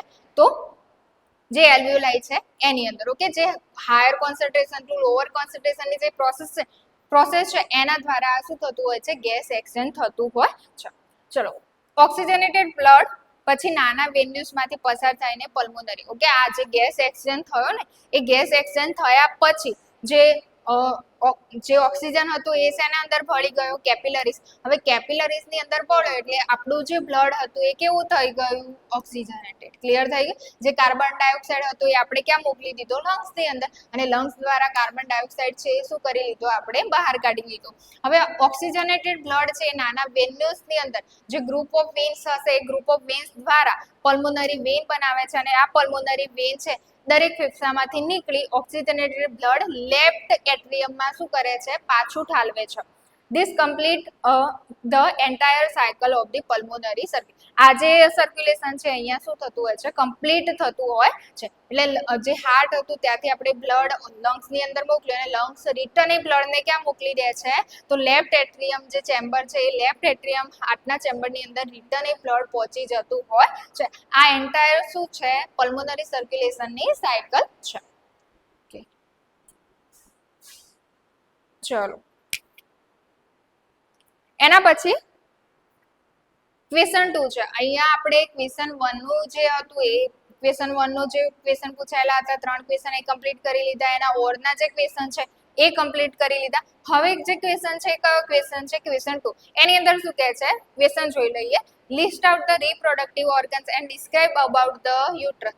શું કરવાનું છે આપણે લિસ્ટ આઉટ કરવાનું છે. કોને લિસ્ટ આઉટ કરવાનું છે રિપ્રોડક્ટિવ જે ઓર્ગન છે એ રિપ્રોડક્ટિવ ઓર્ગનને શું કરવાના છે લિસ્ટ આઉટ કરવાના છે. અને બીજું શું કહે છે describe about the uterus. Uterus વિશે તમારે શું કરવાનું છે ડિસ્ક્રિપ્શન લખવાનું છે. સેકન્ડ જે ક્વેશ્ચન પૂછાયેલો છે એ કયો છે તો ડિસ્કસ ધ મેન્સ્ટ્રુઅલ સાયકલ. જે મેન્સ્ટ્રુઅલ સાયકલ છે રિપ્રોડક્ટિવ સાયકલ છે એને તમારે અહીંયા શું કરવાની રહેશે ડિસ્કસ કરવાની રહેશે. ચલો એની અંદર પહેલું જે ક્વેશ્ચન છે એ જોઈ લઈએ. List out the reproductive organ and describe about the uterus. પહેલા તો આપણે એને શું આપવાનું છે જે રિપ્રોડક્ટિવ ઓર્ગન છે એ રિપ્રોડક્ટિવ ઓર્ગનને શું કરી લેવાના છે લિસ્ટ આઉટ. ચલો જોઈ લઈએ. હવે રિપ્રોડક્ટિવ જે ઓર્ગન છે એ રિપ્રોડક્ટિવ ઓર્ગનની અંદર ઇન્ટરનલ ઓર્ગન અને બીજા કયા ઓર્ગન જોવા મળશે તમને એક્સટર્નલ ઓર્ગન જોવા મળે છે. હવે ઇન્ટરનલ ઓર્ગનની અંદર કયા કયા ઓર્ગનનો સમાવેશ થાય છે જે ઓવરીઝ છે જે અંડાશય કહીએ છીએ, ફેલોપિયન ટ્યુબ છે, ઓકે, યુટ્રસ છે, સર્વિક્સ છે, વજાઇના છે. આ બધા જે ઓર્ગન છે એ ઓર્ગનને કયા ઓર્ગન કહીએ છીએ આપણે ઇન્ટરનલ ઓર્ગન કહીએ છીએ. હવે નેક્સ્ટ જે છે એ છે એક્સટર્નલ ઓર્ગન. હવે એક્સટર્નલ ઓર્ગન એટલે કે બહારના ઓર્ગન જે આપણે વિઝિબલ કરી શકીએ છીએ જોઈ શકીએ છીએ, જેની અંદર ઓકે આ એક્સટર્નલ જે જેનાઇટલ ઓર્ગન હોય છે એને આપણે શું કહીએ છીએ વલ્વા કહીએ છીએ. તમારે આ બધા ઓર્ગનને શોર્ટલી કેવું હોય તો તમે શું કહી શકો છો વલ્વા કહી શકો છો. ચલો એની અંદર કયા કયા ઓર્ગનનો સમાવેશ થાય છે મોન્સ પ્યુબિસનો સમાવેશ થાય છે, લિબિયા મેજોરા છે, લિબિયા માઇનોરા છે, ક્લિટોરિસ છે, વજાઇનલ ઓપનિંગ છે, હાયમેન છે. આ બધા ઓર્ગન્સ એની અંદર આવશે. એક્સટર્નલ જે ઓર્ગન છે એની અંદર આવશે, અને એક્સટર્નલ ઓર્ગનને શોર્ટલી તમે શું કહી શકો છો વલ્વા કહી શકો છો. ચલો હવે નેક્સ્ટ લિસ્ટ આઉટ કર્યા પછી આપણે યુટ્રસને શું કરવાનું છે સમજાવવાનું છે. એની અંદર શું કહે છે the uterus also known as the womb. યુટ્રસને બીજું શું કહી શકીએ છીએ આપણે વૂમ કહી શકીએ છીએ. It is a hollow muscular પિયર શેપ ઓર્ગન. આ કેવું છે હોલો મસ્ક્યુલર. હોલો મસ્ક્યુલર એટલે શું કહેવાશે કે ખોખું જેના અંદર શું હોય ખાલી જગ્યા હોય એવું ઓર્ગન છે, પ્લસ મસ્ક્યુલર ઓર્ગન છે. મસ્ક્યુલર એટલે એની અંદર ભરપૂર પ્રમાણમાં શું જોવા મળે છે આપણને સ્નાયુઓ જોવા મળે છે. પિયર શેપનું ઓર્ગન છે. પિયર શેપ એ નાશપતિ આપણે જોઈ છે એ શેપનું આ શું છે ઓર્ગન છે. એના પછી located in the female pelvis between the bladder and the rectum. આનું જે લોકેશન છે લોકેશન તમને ક્યાં જોવા મળે છે તો જે ફિમેલ પેલ્વિસ છે એ ફિમેલ પેલ્વિસની અંદર બ્લેડર અને રેક્ટમની વચ્ચે જોવા મળે છે. હવે બ્લેડર આગળની તરફ હશે અને જે રેક્ટમ હશે એ કઈ તરફ હશે પાછળ. તો એના વચ્ચે જે ઓર્ગન છે ઓર્ગનનું નામ શું છે યુટ્રસ. ઓકે ચલો એના પછી in the most women it is a positioned in an anteverted and the anteflexed. Okay એનું જે પોઝિશન છે ઓકે કઈ પોઝિશન ની અંદર યુટ્રસ જોવા મળે છે તો એન્ટીવર્ટેડ જોવા મળે છે કાં તો એન્ટીફ્લેક્સેડ જોવા મળે છે. Almost at the right angle to the vagina. Vagina સાથે એ કયા એંગલથી જોડાયેલું હોય છે વર્ટેડ પોઝિશન સાથે જોડાયેલું હોય છે. જ્યારે જે યુટ્રસ પોતાની જે બોડી હોય છે એ પોતાની બોડી સાથે કેવી રીતે જોડાયેલું હોય છે તો એન્ટીફ્લેક્સેડ પોઝિશનની અંદર જોડાયેલું હોય છે. એના પછી this forward leaning position allow it anterior wall to partially raised against the bladder forming a vesico-uterine pouch between the two organs. હવે આની અંદર શું કહે છે કે જે બ્લેડર છે કે બ્લેડર અને જે યુટ્રસ છે એ યુટ્રસ અને બ્લેડર વચ્ચે એક શું જનરેટ થતું હોય છે, પાઉચ જનરેટ થતું હોય છે, એક સેક જનરેટ થતું હોય છે. આ જે પાઉચ છે એ પાઉચને આપણે શું કહીએ છીએ, વેસિકો યુટેરાઇન પાઉચ કહેવામાં આવે છે. ઓકે, જે બ્લેડર અને યુટ્રસની વચ્ચે એક પાઉચ ડેવલપ થાય છે એ પાઉચને શું કીધું આપણે, વેસિકો યુટેરાઇન પાઉચ કીધું. ઓકે, એના પછી when the body is an upright position the uterus lies in the horizontal position. જ્યારે બોડી કઈ પોઝિશન ની અંદર છે, ઊભી પોઝિશન ની અંદર છે, ત્યારે યુટ્રસ કઈ પોઝિશન ની અંદર હોય છે, હોરિઝોન્ટલ એટલે કે આડી પોઝિશન ની અંદર હોય છે. it wall are about 2.5 cm thick and the weight between 30 to 40 gram. એની જે વોલ છે એ કેટલી થીક હોય છે, તો 2.5 cm એ હોય છે, થીક હોય છે એટલે કે જાડી હોય છે, અને એનું જે વેટ છે એ વેટ કેટલું હોય છે, 30 થી 40 ગ્રામ. આ જે થીકનેસ છે, ઓકે, જે વેટ છે એ ડ્યુરિંગ પ્રેગ્નન્સી છે, ઓકે, એ વખતે શું જોવા મળતું હોય છે, એની અંદર વધારો જોવા મળતો હોય છે. એના પછી ચલો એના પછી તમે ડાયાગ્રામ જોઈ શકો છો. ડાયાગ્રામ ની અંદર આપણને શું આપેલું છે, તો જે યુટ્રસ છે, યુટ્રસના અલગ અલગ પાર્ટ આપેલા છે. યુટ્રસ ની અંદર કઈ કઈ વસ્તુ આપેલી છે એ વસ્તુ જોવાની છે. હવે પાર્ટ્સ ઓફ ધી યુટ્રસ ની અંદર શું કહે છે, તો uterus is divide into the main part, fundus, body and cervix. જે યુટ્રસ છે, યુટ્રસ કેટલા પાર્ટ ની અંદર ડિવાઇડ થાય છે, 3 પાર્ટ ની અંદર ડિવાઇડ થાય છે, જેની અંદર ફંડસ જોવા મળે છે, બોડી જોવા મળે છે અને સર્વિક્સ. તમે ઇમેજમાં જોઈ શકો છો કે ફંડસ ભાગ કયો છે, ઓકે, સેકન્ડ જે બોડી કેવિટી છે એ બોડી કેવિટી કઈ છે, અને લાસ્ટમાં સર્વિક્સ કયું છે. એના પછી શું કહે છે, ફંડસ ની અંદર શું કહે છે, તો the top part of the uterus, યુટ્રસનો સૌથી ઉપરનો ભાગ એટલે કે આ વાળો ભાગ, એ ભાગને આપણે શું કહીએ છીએ, ફંડસ કહીએ છીએ. સેકન્ડ શું કહે છે, the main part of the uterus, જે યુટ્રસનો મુખ્ય ભાગ છે, જે મેઇન પાર્ટ છે, એને શું કહેવામાં આવે છે, બોડી. ઓકે, આ જે ટ્રાયેંગ્યુલર શેપમાં જે દેખાય છે તમને એ શું છે, યુટ્રસની બોડી છે. એના પછી છે cervix, the narrow lower part that open into the vagina. શું કહે છે, એવો પાર્ટ જે નેરો થઈ રહ્યો છે, મતલબ કે સાંકડો થઈ રહ્યો છે, અને શેની અંદર ઓપન થાય છે, જે વજાઇના છે, વજાઇનાની અંદર શું થતું હોય છે, ઓપન થાય છે, જેને આપણે શું કહીએ છીએ, સર્વિક્સ કહીએ છીએ. ચલો એના પછી લેયર ઓફ ધી યુટેરાઇન વોલ. હવે જે યુટેરાઇન વોલ છે એના લેયર વિશેની વાતચીત કરવાની છે. તો યુટેરાઇન વોલ હેઝ 3 લેયર, જેની અંદર કયા કયા લેયરની વાત કરવાની છે આપણે, પેરીમેટ્રિયમ છે, ઓકે, પહેલું જે લેયર છે જેને સિરેસા લેયર કહેવામાં આવે છે. The outermost protective layer, એ સૌથી બહારનું લેયર છે. ક્લિયર થઈ ગઈ વસ્તુ? એના પછી સેકન્ડ જે લેયર હશે એ લેયર કયું છે આપણું, માયોમેટ્રિયમ લેયર. ઓકે, કયું લેયર છે, માયોમેટ્રિયમ લેયર એ કયું લેયર ગણવામાં આવે છે, તો થીક મસ્ક્યુલર મિડલ લેયર, કે જે વચ્ચેનું લેયર છે, વચ્ચેના લેયરને આપણે શું કહી શકીએ છીએ, માયોમેટ્રિયમ લેયર કહીએ છીએ. That contract during the labour. Okay, આ શું થતું હોય છે, જે માયોમેટ્રિયમ લેયર છે એ ડ્યુરિંગ લેબર, જે લેબરની પ્રોસેસ, ચાઇલ્ડ બર્થની પ્રોસેસ છે એ વખતે આ જે લેયર છે એ લેયર શું થતું હોય છે, કોન્ટ્રેક્ટ મતલબ કે સાંકડું થતું હોય છે. એના પછી જે ત્રીજું લેયર છે એ કયું લેયર છે આપણે, એન્ડોમેટ્રિયમ લેયર છે. હવે આ એન્ડોમેટ્રિયમ લેયરમાં શું કહે છે, the inner lining that shed during the menstrual and where the fertilise egg is આ જે એન્ડોમેટ્રિયમ લેયર છે એ લેયર સૌથી અંદરનું લેયર ગણવામાં આવે છે, અને એની અંદર જે મેન્સ્ટ્રુઅલ સાયકલ આવશે, ઓકે, જે મંથલી મેન્સ્ટ્રુઅલ સાયકલ આવે છે, એ મેન્સ્ટ્રુઅલ સાયકલ વખતે આ એન્ડોમેટ્રિયમ લેયર છે એ શું થઈ જતું હોય છે, શેડ આઉટ થઈ જતું હોય છે, મતલબ કે ખરી પડે છે.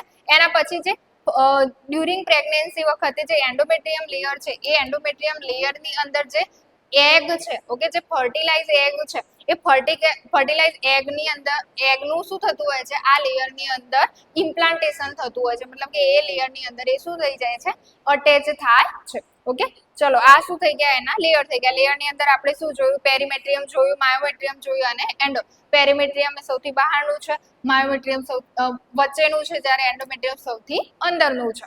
ચલો એના પછી એનું blood supply, lymph drainage and nerve supply વિશે જોઈ લઈએ.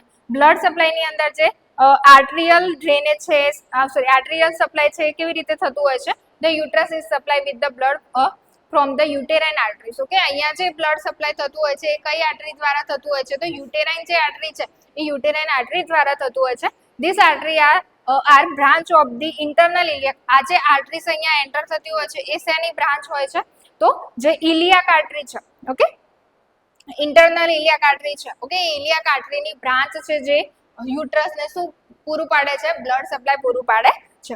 એના પછી વિનસ ડ્રેનેજ. ઓકે, હવે બ્લડ આવ્યું છે તો રિટર્ન બી જવાનું છે, તો હવે વિનસ ડ્રેનેજ કેવી રીતે થતું હોય છે? The vein follow the same route of the arteries. Okay, આ જે વેન હશે એ કયા રૂટથી જ આવે છે? જે સાઈડથી આર્ટરીઝ આવી છે એ જ સાઈડથી શું જોવા મળે છે આપણને? વેન જોવા મળે છે.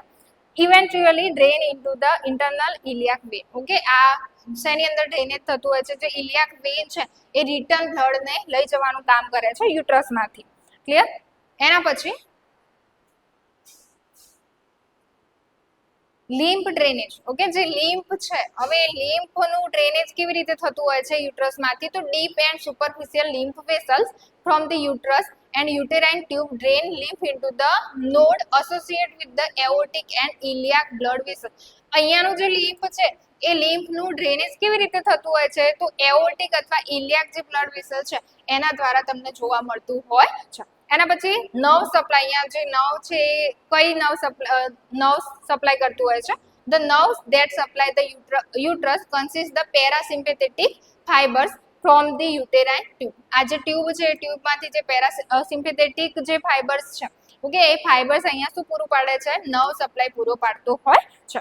હવે યુટ્રસના આપણે શું જોઈ લઈએ? ફંક્શન જોઈ લઈએ. હવે ફંક્શનની અંદર શું કહે છે? તો uterus is a muscular organ with the several key function. Okay, યુટ્રસના લોટ્સ ઓફ ફંક્શન છે જે આપણે જોવાના છે. પહેલું શું લીધું છે આપણે? પ્રેગ્નન્સી. હવે પ્રેગ્નન્સી વખતે યુટ્રસ શું કામ કરે છે? તો it hold and nourish the developing fetus until the birth. જ્યારથી શું થતું હોય છે? ઇમ્પ્લાન્ટેશન થતું હોય છે ત્યારથી લઈને છેક બર્થ સુધી અહીંયા જે બી એગ છે, જે બી ફિટસ છે, જે ઓકે, એને શું કરવાનું કામ કરે છે? હોલ્ડ કરવાનું કામ કરે છે, પ્લસ નરિશ, એને ન્યુટ્રિશન છે, ઓક્સિજન છે, બ્લડ છે, એ બધું સપ્લાય કરવાનું કામ કોનું થઈ જતું હોય છે? યુટ્રસનું થઈ જાય છે. અને યુટ્રસ એ કામને ક્યાં સુધી કરે છે? અન્ટિલ બર્થ સુધી. જ્યાં સુધી ચાઇલ્ડ બર્થ ના થાય ત્યાં સુધી યુટ્રસ એ કામ કરતું હોય છે. ચલો, સેકન્ડ કામ એનું શું છે? મેન્સ્ટ્રુઅલ સાયકલ રેગ્યુલેટ કરવાની છે. એની અંદર શું કહે છે? તો ઇનર લાઇનિંગ. ઓકે, આપણે એન્ડોમેટ્રિયમ જે લેયર જોઈએ, એન્ડોમેટ્રિયમ લેયરની અંદર જોયું કે મેન્સ્ટ્રુઅલ સાયકલ વખતે આ એન્ડોમેટ્રિયમ લેયર છે એ શું થઈ જતું હોય છે? ખરી પડે છે અથવા તો શેડ આઉટ થઈ જાય છે. જેમાં શું કહે છે?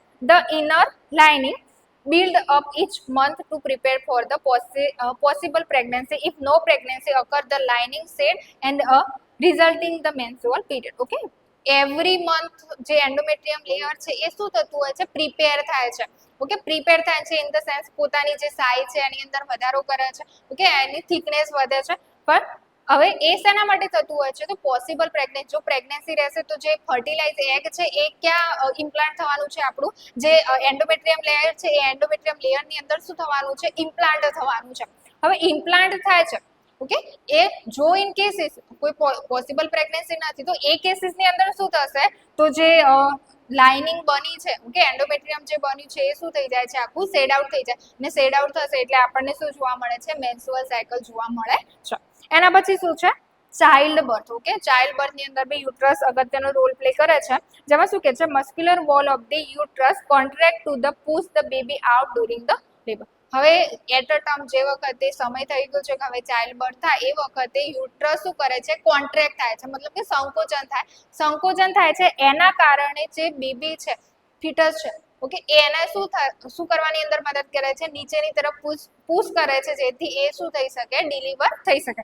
એ કામ ક્યારે કરે છે? ચાઇલ્ડ બર્થ વખતે કરે છે. ચલો, એના પછી કયો ક્વેશ્ચન છે આપણું? Discuss the menstrual cycle. હવે મેન્સ્ટ્રુઅલ સાયકલ વિશે ડિસ્કશન કરવાનું છે. જેમાં શું કહે છે? આને રિપ્રોડક્ટિવ સાયકલ પણ કહેવામાં આવે છે. જેમાં શું કહે છે?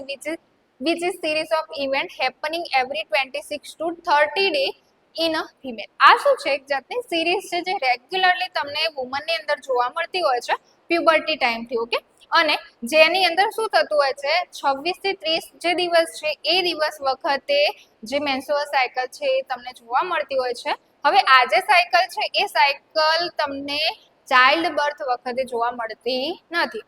ઓકે, ચલો, એના પછી this cycle is controlled by hormone. હવે આ સાયકલ કેમ સ્ટાર્ટ થાય છે, ક્યારે બંધ થાય છે, એ બધી વસ્તુ શેના ઉપર ડિપેન્ડ છે? હોર્મોન્સ ઉપર. ઓકે, બોડીના જે હોર્મોન છે એ અહીંયા શું કરે છે? રોલ પ્લે કરે છે, જેના કારણે મેન્સ્ટ્રુઅલ સાયકલ શું થતી હોય છે? રેગ્યુલેટ થતી હોય છે. જેમાં શું કહે છે? The hypothalamus secret luteinising hormone. Hypothalamus કયો હોર્મોન સિક્રેટ કરે છે? લ્યુટિનાઇઝિંગ હોર્મોન, જેને LHRH કહીએ છીએ આપણે શોર્ટની અંદર, which stimulate the anterior pituitary gland. શું કહે છે?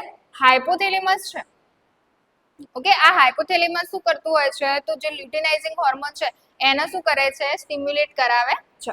જેમાં pituitary gland has secrete to main hormone. Okay, pituitary gland છે એ કયા હોર્મોન સિક્રેટ કરે છે? Follicle stimulating hormone, and second one is a luteinising hormone. હવે ફોલિકલ સ્ટિમ્યુલેટિંગ હોર્મોનનું કામ શું છે? તો ઓવેરિયન ફોલિકલ્સને ગ્રો કરવા. જે ઓવરીસની અંદર ફોલિકલ્સ પ્રેઝન્ટ છે એ ફોલિકલ્સનો ગ્રો પ્રોપર રીતે થાય, મેચ્યોર થાય, એના માટે જવાબદાર હોર્મોન આપણો કયો છે? ફોલિકલ સ્ટિમ્યુલેટિંગ હોર્મોન છે, જે ગ્રો કરવામાં મદદ કરે છે એન્ડ ઇસ્ટ્રોજનનું સિક્રેશન પ્રમોટ કરે છે. ઓકે, એક કામ આપણે શું જોઈ લીધું આનું? તો જે ફોલિકલ છે એને ગ્રો કરવાનું કામ કરે છે. સેકન્ડ જે કામ છે એ સેકન્ડ કામ કયું છે? ઇસ્ટ્રોજનને સિક્રેટ કરવાનું કામ કરે છે. Follicle stimulating hormone is a more activate in the first half of the cycle. આ જે હોર્મોન છે એ ફર્સ્ટ હાફની અંદર શું હોય છે? વધારે એક્ટિવેટ જોવા મળતો હોય છે. લ્યુટિનાઇઝિંગ હોર્મોનમાં શું કહે છે? આ હોર્મોન ઓવ્યુલેશન ટ્રિગર કરે છે. આ હોર્મોન શેના માટે જવાબદાર છે? ઓવ્યુલેશનની જે પ્રોસેસ છે, ઓકે, એ ઓવ્યુલેશનની પ્રોસેસને ટ્રિગર કરવાનું કામ કયો હોર્મોન કરે છે? લ્યુટિનાઇઝિંગ જે હોર્મોન છે લ્યુટિનાઇઝિંગ હોર્મોન કરે છે.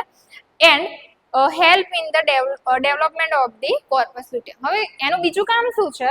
તો જે કોર્પસ લ્યુટિયમ હશે એ કોર્પસ લ્યુટિયમને ડેવલપ કરવાનું કામ પણ કોણ કરે છે? લ્યુટિનાઇઝિંગ હોર્મોન કરે છે. The average length of the cycle is about 28 days. Okay, આની જે મેન્સ્ટ્રુઅલ સાયકલ છે એ મેન્સ્ટ્રુઅલ સાયકલ છે એ 28 દિવસની જે સાયકલ છે. It start with the menstrual phase. Okay, આ એની અંદર તમને અલગ અલગ તબક્કા જોવા મળે છે, જેની અંદર મેન્સ્ટ્રુઅલ ફેઝ જોવા મળે છે, જે કેટલા દિવસનો હોય છે? 4 દિવસનો હોય છે. Follow by the proliferative phase. એના પછી પ્રોલિફરેટિવ ફેઝ જોવા મળે છે, જે એપ્રોક્સ કેટલા દિવસનો જોવા મળે છે? 10 દિવસનો જોવા મળે છે. ધેન ધ સિક્રેટરી ફેઝ જોવા મળે છે, જે અબાઉટ કેટલા દિવસનો હોય છે? 14 દિવસનો હોય છે. હવે નેક્સ્ટ એના ફેઝ જોઈ લઈએ.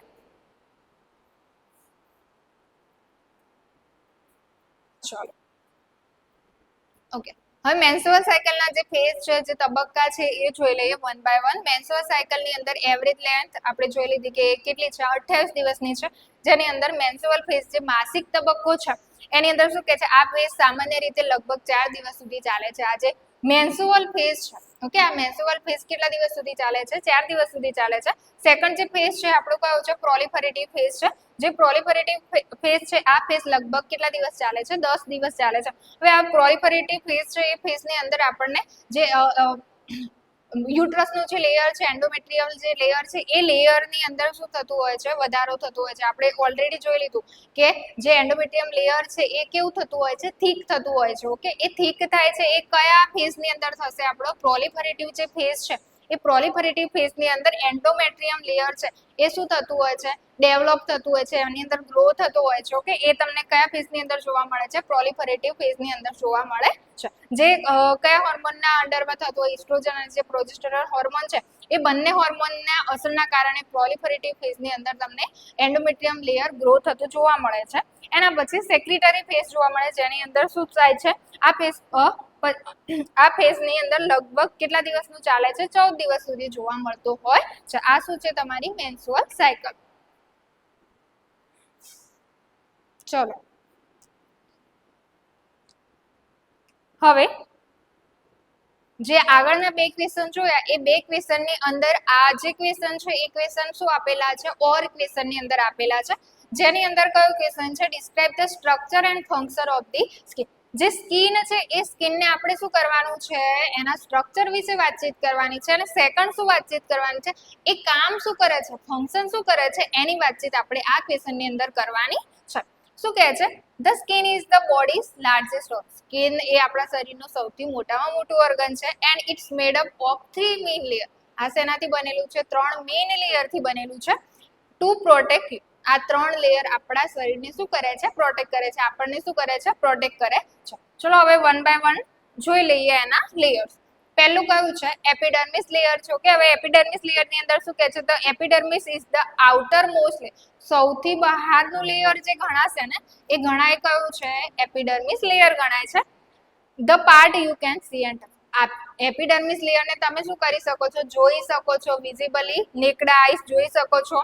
એના પછી બીજું શું કરે છે, જેને આપણે ટચ બી કરી શકીએ છીએ. think of it as your body waterproof seal. આ શું છે, આપણા શરીરનું વોટરપ્રૂફ જે સીલ, એટલે વોટરપ્રૂફ જે કવર કહીએ ને, એ કવરને કોને કહેશો આપણે, એપિડર્મિસને.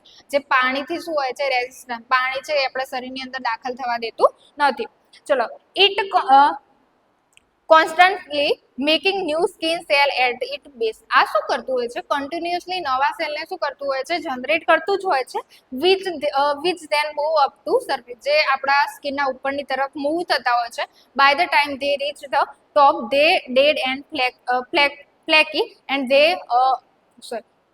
દે are what you said every day. શું કહે છે, એ ઉપરની તરફ જતા જ હોય છે, અને જે ડેડ સ્કિન હોય છે એ શું થતું હોય, સ્કિનની પીલઅપ થાય છે ને એ રીતે શું થઈ જતા હોય છે, નીકળી જતા હોય છે. This layer also contain melanin and pigment that give you skin its color and protect you from the sun UV light. Okay, આ જે એપિડર્મિસ લેયર છે, એપિડર્મિસની લેયરની અંદર શું પ્રેઝન્ટ હોય છે, મેલેનિન અને પિગમેન્ટ પ્રેઝન્ટ હોય છે, જે તમારી સ્કિનને શું આપે છે, કલર આપે છે. ઓકે, જે ફેર સ્કિન છે, ડાર્ક સ્કિન છે, એ બધી વસ્તુ એના ઉપર ડિપેન્ડ છે. આ મેલેનિન જે છે એના ઉપર તમને ડિપેન્ડ હોય છે. અને બીજું કામ એનું શું છે, તો જે સનના યુવી રેઝ છે, ઓકે, જે રેઝ છે, સન લાઇટ છે, એનાથી તમને શું કરે છે, પ્રોટેક્ટ કરે છે. આ શું થઈ ગયું, તમારું એપિડર્મિસ લેયર થઈ ગયું. ચલો નેક્સ્ટ જે લેયર છે એ જોઈ લઈએ. ચલો, સેકન્ડ જે લેયર છે, સેકન્ડ લેયર કયું છે આપણું, ડર્મિસ લેયર છે. ઓકે, હવે ડર્મિસ લેયર ની અંદર શું કહે છે, the dermis is the middle layer lying just beneath the epiderm. હવે આ જે ડર્મિસ લેયર છે ને, એ એપિડર્મિસના જસ્ટ નીચે કયું લેયર જોવા મળશે તમને, ડર્મિસ લેયર જોવા મળે છે. સેકન્ડ શું કહે છે, this is wear all the action happen. Okay, જેટલા બી એક્ટિવિટીઝ થાય છે, બધી એક્ટિવિટીઝ તમને ક્યાં જોવા મળશે, જે ડર્મિસ લેયર છે, ડર્મિસ લેયરની અંદર જોવા મળે છે. It fill with the important structure, like એની અંદર થોડા ઇમ્પોર્ટન્ટ સ્ટ્રક્ચર છે, જેને આપણે જોઈ લઈએ. હેર ફોલિકલ્સ, એની અંદર પહેલું તો શું જોવા મળે છે, તો હેર ફોલિકલ્સ, જે the tiny sac from which hair grow. Okay, hair follicle, જે હેર ફોલિકલ છે, એ હેર ફોલિકલ્સ માંથી શું થશે, હેર ગ્રો થાય છે. Second, sweat gland. ઓકે, જે સ્વેટ ગ્લેન્ડ છે એ બી અહીંયા પ્રેઝન્ટ હોય છે. This release sweat to the help cool your body. આપણા જે સ્વેટ ગ્લેન્ડ છે, એ સ્વેટ ગ્લેન્ડ શું કરે છે, તમારા શરીરની અંદર જે બી ટેમ્પરેચર છે, એ ટેમ્પરેચરને રેગ્યુલેટ કરવાનું કામ કોનું છે, સ્વેટ ગ્લેન્ડનું છે. સ્વેટિંગ થશે એના કારણે જે બોડી ટેમ્પરેચર છે એ શું થાય છે, કૂલ થાય છે. એના પછી છે નર્વ એન્ડિંગ. નર્વ એન્ડિંગ બી તમને ક્યાં જોવા મળે છે, ડર્મિસ લેયર છે એની અંદર જોવા મળે છે. This allow you to feel touch, pain, pressure and temperature. તમારી સ્કિન પર કોઈ ટચ કરે છે તો તમને ફીલ થાય છે, એ શેના કારણે થાય છે, નર્વ એન્ડિંગ. ઓકે, જે ડર્મિસ લેયર છે, ડર્મિસ લેયરની અંદર નર્વ એન્ડિંગ્સ પ્રેઝન્ટ હોય છે, જેના કારણે ટચ ફીલ થઈ શકે. કોઈ તમને ટાંકણી મારે છે, ઓકે, તો એનું જે પેઇન જનરેટ થાય છે એ પણ ફીલ થઈ શકે છે. કોઈ તમારી હાથ ઉપર પગ મૂક્યા છે તો એના કારણે જે પ્રેશર ડેવલપ થશે, એ પ્રેશર બી તમને અહીંયાથી શું થશે, ફીલ થાય છે. અને ટેમ્પરેચર, ઓકે, દૂધ ગરમ કરવા મૂકી છે, હાથ આપણે તપેલીને અડી જાય, કેવો હાથ લઈ લઈએ છે, એ તો એ જે ટેમ્પરેચર છે, એ ટેમ્પરેચર બી તમે ફીલ કરી શકો છો. એ બધું કોના કારણે કરી શકો છો, નર્વ એન્ડિંગ સ્કિનના અંદર પ્રેઝન્ટ છે એના કારણે. ચલો એના પછી બ્લડ વેસલ્સ બી જોવા મળે છે. એની અંદર શું કહે છે, this bring nutrient to the skin. Okay, આ બ્લડ વેસલ છે એ સ્કિનને શું પૂરું પાડે છે, ન્યુટ્રિશન પૂરું પાડે છે. Help regulate your body temperature by binding to release heat or constriction to retain. શું કહે છે બીજું, કે તે બોડી ટેમ્પરેચર છે એને રેગ્યુલેટ કરવાનું કામ પણ કરતું હોય છે. એના પછી છે કોલેજન એન્ડ ઇલાસ્ટિક. ઓકે, આપણી સ્કિનને ઇલાસ્ટિસિટી જે પૂરી પાડવાની હોય છે એ બી આ લેયરથી પૂરી પડતી હોય છે. This protein give you skin its strength and flexibility, helping it bounce back. Okay, આપણે સ્કિનને ખેંચીએ છીએ એટલે સ્કિન કેવી થાય છે, ઓટોમેટિકલી રિટર્ન બેક થઈ જાય છે. કેમ થાય છે, કારણ કે એની અંદર શું પ્રેઝન્ટ હોય છે, કોલેજન અને ઇલાસ્ટિક જે છે એ તમારા ડર્મિસ લેયરની અંદર પ્રેઝન્ટ હોય છે. એના કારણે સ્કિન પોતાની જે બાઉન્સ છે એ રિટર્ન મેળવી શકે છે. ક્લિયર થઈ ગયું. આ શું હતું આપણું ડર્મિસ લેયર. ડર્મિસ લેયરની અંદર આ જે બધી વસ્તુ છે એ બહુ અગત્યની છે, જે તમારે મેન્શન કરવાની જ રહેશે. એના પછી ચલો, જે ત્રીજું લેયર છે, ત્રીજું લેયર કયું છે આપણું, હાઇપોડર્મિસ. ઓકે, હવે હાઇપોડર્મિસ ની અંદર શું કહે છે, the hypodermis or subcutaneous tissue is the deepest layer. Okay hypodermis છે એ શું છે સબક્યુટેનિયસ ટિશ્યુ છે જે ડીપેસ્ટ લેયર છે એટલે સૌથી અંદરનું ડીપ લેયર ગણવામાં આવે છે. It mainly made of fat cell. એ શેનાથી બનેલું છે ફેટ સેલ થી બનેલું છે એટલે કે ચરબીના જે સેલ છે એનાથી બનેલું છે. This layer act as a shock absorb એટલે જે શોકની કન્ડિશન ડેવલપ થાય છે એને એબ્સોર્બ કરવાનું કામ કોણ કરે છે હાઇપોડર્મિસ કરે છે. Protecting you internal organ and insulator keeping you warm. Okay એનું બીજું કામ શું છે તો શોક તો એબ્સોર્બ કરે છે. Protecting you internal organ okay શોકની કોઈ કન્ડિશન છે અથવા તો જે ઇન્ટરનલ ઓર્ગન છે એને પ્રોટેક્ટ કરવાનું કામ કોણ કરે છે હાઇપોડર્મિસ કરે છે. અને લાસ્ટમાં ઇન્સ્યુલેટરનું કામ કરે છે. ઇન્સ્યુલેટરનું કામ એટલે કે કઈ બી હીટ છે હીટને ક્યારે લોસ કરવી ક્યારે નહીં એ કામ બી કોણ કરે છે તમારું હાઇપોડર્મિસ કરતું હોય છે. It also connect the skin to the muscles and bone below the store energy for the your body to use. શું કરે છે તો સ્કિનને કનેક્ટ કરે છે શેની સાથે જે નીચેના જે બી સ્ટ્રક્ચર છે કે જેમ કે મસલ છે બોન છે આ બધી વસ્તુ સાથે કનેક્શન જે સ્કિનનું થવું જોઈએ એ કયા લેયર થ્રુ થતું હોય છે હાઇપોડર્મિસ જે લેયર છે એ લેયર દ્વારા થતું હોય છે. ઓકે અને એના પછી બીજું શું કામ કરે છે સ્ટોર એનર્જી. ઓકે આપણે જે બી એનર્જી છે એ સ્ટોર કરવાનું કામ બી કોનું છે હાઇપોડર્મિસનું છે. ક્લિયર થઈ કે આ બધી વસ્તુ શેની અંદર જોવા મળશે આપણને હાઇપોડર્મિસની અંદર જોવા મળે છે. ચલો એના પછી જોઈ લઈએ function of the skin. Okay સ્કિનનું ફંક્શન શું છે ઓકે શું કહે છે હવે એના પહેલા આપણે એનું સ્ટ્રક્ચર જોઈ લઈએ. ઓકે ફંક્શન પહેલા જો અહીંયા સ્કિનનું શું કરેલું છે આપણે સ્ટ્રક્ચર દોરેલું છે જેની અંદર આપણે એપિડર્મિસ છે ડર્મિસ છે અને હાઇપોડર્મિસ છે એ લેયરને શું કરેલા છે સેપરેટ કરેલા છે. હવે તમે જોઈ શકો છો કે એપિડર્મિસ નીચે જે ડર્મિસ લેયર છે જેની અંદર આપણે ફોલિકલ્સ જોયું હતું ઓકે એના પછી જે સ્વેટ ગ્લેન્ડ જોયા હતા એ બધી જ વસ્તુ તમને શેની અંદર ડ્રો કરીને આપેલી છે ડર્મિસ લેયરની અંદર ડ્રો કરીને આપી છે. જ્યારે સબક્યુટેનિયસ લેયર છે અથવા તો હાઇપોડર્મિસ લેયર છે જેની અંદર એડિપોસ ટિશ્યુ લખેલા છે ઓકે જે ફેટ સેલ છે એ બતાવેલા છે આર્ટરીઝ છે હેર ફોલિકલ છે નર્વ છે એ બધી જ વસ્તુ આ ઇમેજની ઓકે તો જ્યારે તમે સ્કિનનું સ્ટ્રક્ચર લખો છો અથવા તો ત્યાં એક્સપ્લેન કરવાનું છે તો એ વખતે તમારી સ્કિનની ઇમેજ કમ્પલસરી ડ્રો કરવાની રહેશે. ઓકે એનાટોમી એવો સબ્જેક્ટ છે અથવા તો બાયોસાયન્સ એવો સબ્જેક્ટ છે જેના અંદર તમારે એનાટોમી રિલેટેડ જો સ્ટ્રક્ચર પૂછાય તો એ સ્ટ્રક્ચર કમ્પલસરી ડ્રો કરવાનું રહેશે. ચલો એના પછી ઓકે આપણે ફંક્શન જોતા હતા સ્કિનના. ફંક્શન ઓફ ધી સ્કિનની અંદર શું કહે છે there are 3 layer work together to perform several vital function. Okay સ્કિનના કયા ફંક્શન છે તો પ્રોટેક્શન. પહેલું તો આપણને શું કરે છે હવે ઇમેજ કરો આપણા શરીરની અંદર સ્કિન હોય જ નહીં તો શું થાય ઓકે કઈ બી માઇક્રો ઓર્ગેનિઝમ એન્ટર થઈ શકે ઓકે કઈ બી વસ્તુ આપણા શરીરમાં એન્ટર થઈ શકે તો સૌથી મોટી વસ્તુ શું કરે છે સ્કિન આપણા શરીરમાં પ્રોટેક્શન આપણને શું આપે છે પ્રોટેક્શન આપે છે. The skin is your first line to defense against germs. Okay skin A first line વસ્તુ છે જે આપણને જમ્પ સામે બચાવે છે કેમિકલ સામે બચાવે છે ફિઝિકલ ઇન્જરી સામે શું કરે છે બચાવે છે.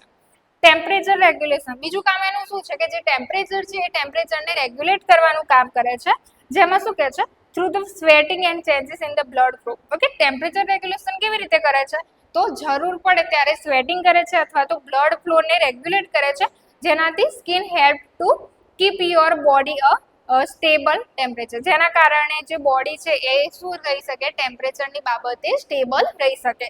એ કામ પણ કોની અંદર આવે છે જે સ્કિન છે એની અંદર આવે છે. નેક્સ્ટ ઓકે નેક્સ્ટ જે ફંક્શન છે એ કયું છે આપણું સેન્સેશન. ઓકે સેન્સેશન એટલે જે સંવેદના છે એ સંવેદનાને ફીલ કરવી એ કામ બી કોણ કરે છે સ્કિન કરે છે જેની અંદર શું કહે છે નર્વ એન્ડિંગ. ઓકે જે ડર્મિસ લેયર આપણે જોઈએ ડર્મિસ લેયરની અંદર શું પ્રેઝન્ટ છે નર્વ્સ પ્રેઝન્ટ છે. એ નર્વ્સના કારણે આપણને શું મળે છે સેન્સેશન મળે છે જેની અંદર પ્રેશર છે ટચ છે ઓકે પેઇન છે બધી જ વસ્તુ તમને સેન્સેશન મળે છે. જેમાં શું કહે છે nerve ending in the skin allow you feel the response of the એન્વાયરમેન્ટમાંથી કોઈ પણ રિસ્પોન્સ આવે છે એ રિસ્પોન્સને જે રિસ્પોન્સ છે એ રિસ્પોન્સ છે એના સામે તમારે સેન્સેશન પહોંચાડવું એ સેન્સેશન કોના દ્વારા પહોંચતું હોય છે સ્કિન દ્વારા પહોંચે છે. ચલો એના પછી vitamin D production. Okay vitamin D નું પ્રોડક્શન જે છે એ બી સ્કિન દ્વારા થતું હોય છે જેમાં શું કહે છે the skin uses sunlight to produce vitamin D.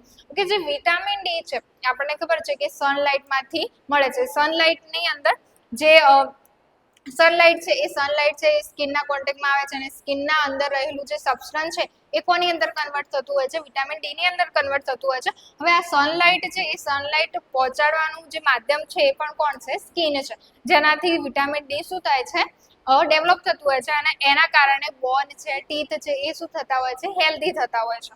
એના પછી શું છે, ફ્લુઇડ. ઓકે, ફ્લુઇડ ની અંદર શું કહે છે, the skin act as a barrier to prevent too much water from the living your body. શું કહે છે, શરીરમાં જ્યારે જરૂર હોય ત્યારે ટુ મચ ફ્લુઇડ લોસ થવા દેતી નથી, અથવા જે ફ્લુઇડ લેવલ છે, ઇલેક્ટ્રોલાઇટ છે, એને બેલેન્સ કરવાનું કામ પણ કોણ કરતું હોય છે, સ્કિન છે એ કરતી હોય છે. ક્લિયર થઈ ગયું? આ શું હતું આપણું સ્કિનનું સ્ટ્રક્ચર અને સ્કિનના જે બી ફંક્શન હતા એ આપણે શું કરી લીધા, જોઈ લીધા.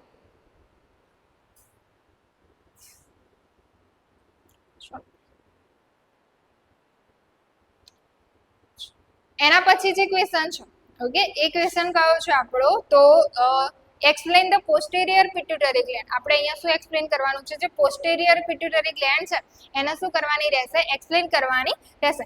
ધ પોસ્ટેરિયર પિટ્યુટરી ગ્લેન્ડ નો નાનો પી સાઇઝ પાર્ટ છે, એટલે બહુ નાનું, જે વટાણું હોય ને વટાણું એના જેટલું નાનું એક શું છે, ગ્રંથિ છે. આ એક એન્ડોક્રાઇન ગ્લેન્ડ છે. એ કેવી ગ્લેન્ડ છે, એન્ડોક્રાઇન ગ્લેન્ડ છે. આપણા મગજના નીચેના ભાગમાં, એ એક્ઝેક્ટ ક્યાં આવેલું છે, જે બ્રેઇન છે, બ્રેઇનના નીચેના પોર્શનની અંદર તમને પોસ્ટેરિયર પિટ્યુટરી ગ્લેન્ડ શું થાય છે, જોવા મળે છે. Unlike anterior pituitary and the posterior pituitary પોતાના હોર્મોન પ્રોડ્યુસ નથી કરતી. ઓકે, આ જે ગ્લેન્ડ છે ને એ પોતાના હોર્મોન પ્રોડ્યુસ નથી કરતી, પણ જે હોર્મોન છે એને સ્ટોર કરવાનું કામ કરતી હોય છે. તેનું પ્રાઇમરી ફંક્શન હાઇપોથેલેમસ નામના મગજના ભાગ દ્વારા બનેલા બે મહત્વના હોર્મોનને સ્ટોર અને રિલીઝ. પોસ્ટેરિયર જે પિટ્યુટરી ગ્લેન્ડ છે એનું કામ શું છે, તો જે બે હોર્મોન છે એ બે હોર્મોનને સ્ટોર કરવા અને સિક્રેટ કરવાનું કામ કોણ કરે છે, તમારી પોસ્ટેરિયર પિટ્યુટરી ગ્લેન્ડ કરે છે. ચલો ઇમેજની અંદર જોઈ લઈએ. તમને ઇમેજની અંદર દેખાય છે કે જે આપણે પોસ્ટેરિયર પિટ્યુટરી ગ્લેન્ડ છે એ પોસ્ટેરિયર પિટ્યુટરી ગ્લેન્ડ શું કરેલી છે, ઇમેજ દ્વારા બતાવવામાં આવેલી છે. એના આગળના પોર્શનની અંદર એન્ટિરિયર પિટ્યુટરી ગ્લેન્ડ હશે અને પાછળના પોર્શનની અંદર શું જોવા મળે છે, પોસ્ટેરિયર પિટ્યુટરી ગ્લેન્ડ જોવા મળે છે. ચલો એની અંદર બીજું શું કહે છે, the two hormone of the posterior pituitary, જે બે મેઇન હોર્મોન છે ને, હવે એના વિશે ચર્ચા કરી લઈએ. ચલો એ બે હોર્મોન કયા છે, તો પહેલો છે એડીએચ હોર્મોન. ઓકે, એનું ફૂલ ફોર્મ શું થાય છે, એન્ટી ડાયુરેટિક હોર્મોન અથવા તો વાસોપ્રેસિન આપણે એને કહીએ છીએ, એનું બીજું નામ છે. ચલો એમાં શું કહે છે, આ હોર્મોનનું મુખ્ય કામ તમારા શરીરના પાણીનું યોગ્ય સંતુલન જાળવવામાં મદદ કરે છે. હવે આ એડીએચ હોર્મોન છે ને, આ હોર્મોનનું કામ શું છે, શરીરની અંદર જે ફ્લુઇડ લેવલ છે અથવા તો જે પાણીનું પ્રમાણ છે એને યોગ્ય રીતે એનું સંતુલન કરવું અથવા તો જે રેગ્યુલેશન કરવાનું છે, એ કામ કયા હોર્મોન દ્વારા થતું હોય છે, એન્ટી ડાયુરેટિક હોર્મોન દ્વારા. જે કઈ ગ્લેન્ડ દ્વારા સિક્રેટ થાય છે, તો પોસ્ટેરિયર પિટ્યુટરી ગ્લેન્ડ દ્વારા સિક્રેટ થતો હોય છે. જ્યારે તમે ડિહાઇડ્રેટ થાવ છો, ડિહાઇડ્રેટ એટલે શરીરમાં પાણીની બહુ પડતી અછત થઈ ગઈ છે, એ વખતે ત્યારે હાઇપોથેલેમસ પોસ્ટેરિયર પિટ્યુટરીને એડીએચ રિલીઝ કરવા માટે સિગ્નલ આપે છે. ઓકે, શું કહે છે હવે, તો તમારું જે ડિહાઇડ્રેશનની કન્ડિશન છે એ ડિહાઇડ્રેશનની કન્ડિશન વખતે બોડીની અંદર શું જનરેટ થાય છે, સેન્સેશન. શેના સેન્સેશન, ડિહાઇડ્રેશન. હવે ડિહાઇડ્રેશનના સેન્સેશન છે એ સેન્સેશન ક્યાં પહોંચે છે, બ્રેઇનની અંદર. બ્રેઇનની અંદર કયા ભાગની અંદર, તો હાઇપોથેલેમસ.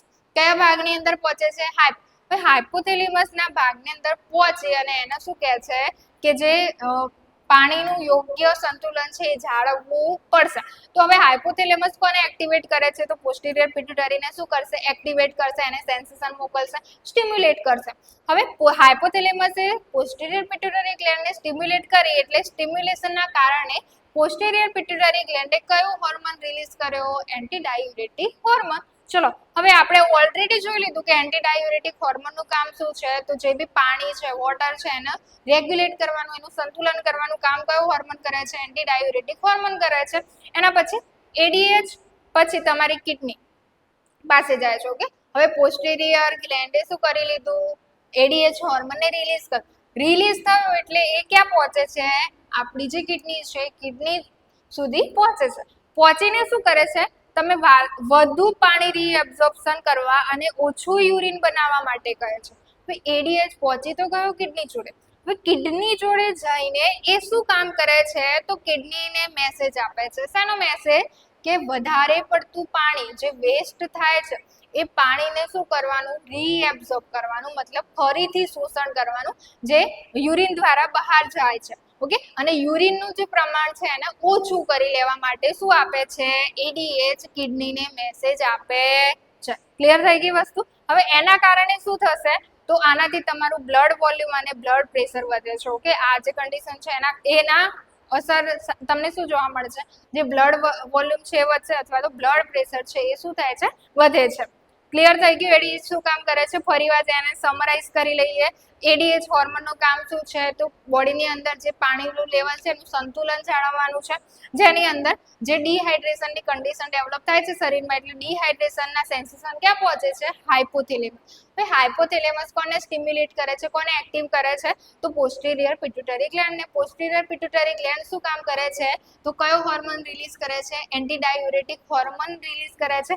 એન્ટી ડાયુરેટિક હોર્મોન ક્યાં પહોંચે છે, તો કિડની જોડે.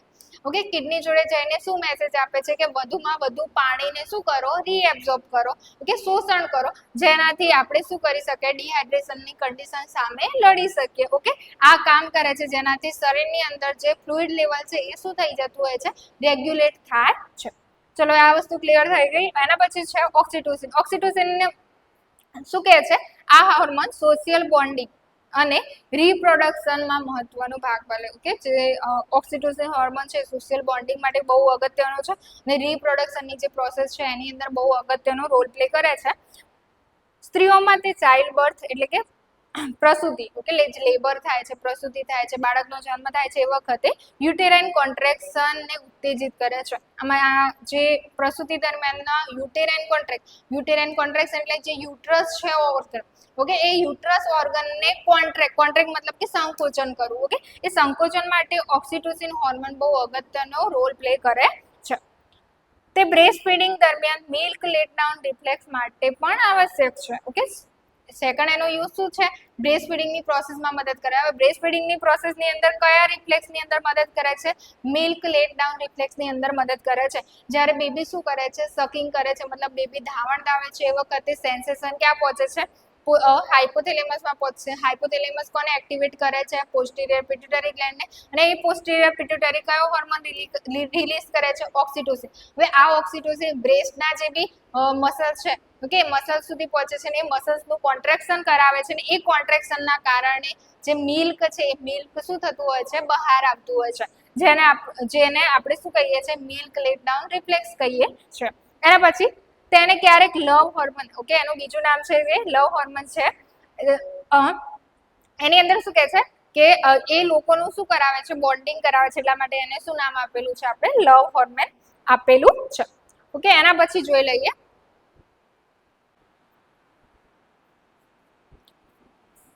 ઓકે, હવે આજે ક્વેશ્ચન કે છે શું કે છે, એની અંદર કરવાનું છે explain the method of steam sterilization. Okay, હવે સ્ટીમ સ્ટરીલાઇઝેશન જે ક્વેશ્ચન છે એ 6 માર્ક્સની અંદર પૂછેલો છે. હવે આપણે 2 ક્વેશ્ચન જોવાના છે.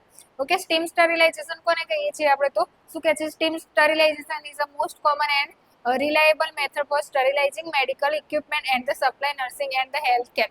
It works by using the pressurized steam in machine and called autoclave to kill all microorganisms, include the bacteria, spores, which are most resistant from the microbial attack. Okay, any definition શું કહે છે કે જે સ્ટરીલાઇઝેશનની process છે, સ્ટરીલાઇઝેશનની પ્રોસેસની અંદર આપણે શું કરીએ છીએ, સ્ટીમ દ્વારા જે બી માઇક્રો ઓર્ગેનિઝમ છે અથવા તો એના જે બી અંશ છે એને શું કરીએ છીએ, આપણે ડિસ્ટ્રોય કરીએ છીએ, કિલિંગ કરીએ છીએ. જે આખી પ્રોસેસ છે એને આપણે શું કહીએ છીએ, સ્ટીમ સ્ટરીલાઇઝેશન. જે મેડિકલ છે, મેડિકલની અંદર જેટલા બી ઇન્સ્ટ્રુમેન્ટ યુઝ થાય છે એનું સ્ટરીલાઇઝેશન આપણે આ સ્ટીમ સ્ટરીલાઇઝેશનની જે પ્રોસેસ છે એના દ્વારા કરતા હોઈએ છીએ. એની અંદર શું કહે છે કે એના જે પેરામીટર છે એની અંદર પહેલું શું યુઝ કરવાનું છે, સ્ટીમ. જે બી સ્ટીમ યુઝ કરીએ છીએ એ કેવી હોવી જોઈએ, હાઈલી ક્વોલિટી હોવી જોઈએ, જેનાથી શું થાય, જે બી પ્રોડક્ટ આપણે જે બી ઇન્સ્ટ્રુમેન્ટ છે કે કોઈ બી સબસ્ટન્સ છે જે સ્ટરીલાઇઝ કરીએ છીએ એ કેવા થાય, સારી રીતે થઈ શકે.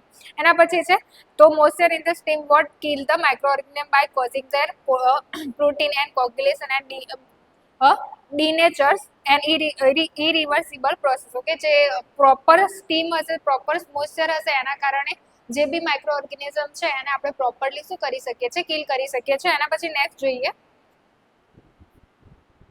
ચલો પહેલું આપણે સ્ટીમ જોઈ લીધું કે સ્ટીમ કેવી હોય છે. સેકન્ડ શું કહે છે, પ્રેશર. પ્રેશર પ્રોપર હશે તો સ્ટરીલાઇઝેશનની જે બી પ્રોસેસ છે એ કેવી થશે, વ્યવસ્થિત થશે. જેની અંદર પ્રેશર જે આપણે રાખવાનું છે એની અંદર શું કહે છે કે જે પ્રેશર છે એ 100°C કરતા કેવું રાખવાનું છે, વધારે રાખવાનું છે. એના પછી છે ટેમ્પરેચર છે, તો ટેમ્પરેચરની અંદર શું કહે છે કે તે standard of the temperature for sterilization. Proper જે સ્ટરીલાઇઝેશન ટેમ્પરેચર છે એ કેટલું છે, 121°C ટુ 132°C છે. આટલા જે હાયર ટેમ્પરેચર છે એ હાયર ટેમ્પરેચરથી આપણે શું કરી શકીએ છીએ, સ્ટીમ સ્ટરીલાઇઝેશન કરી શકીએ છીએ. એના પછી શું કહે છે કે જે બી ટેમ્પરેચર છે એ ટેમ્પરેચર ઉપર ડિપેન્ડ છે કે જે બી માઇક્રો ઓર્ગેનિઝમ છે એ પ્રોપરલી શું કરી શકીએ, ડિસ્ટ્રોય કરી શકીએ. This duration varies depending on the temperature, the types of sterilization and item being sterilized. Okay, કોઈ બી આઇટમ છે, જે આઇટમ છે એનું જે સ્ટરીલાઇઝેશન છે એ કોના ઉપર ડિપેન્ડ હોય છે, મોસ્ટલી જે ટેમ્પરેચર છે એ ટેમ્પરેચર ઉપર ડિપેન્ડ હોય છે. એના પછી નેક્સ્ટ છે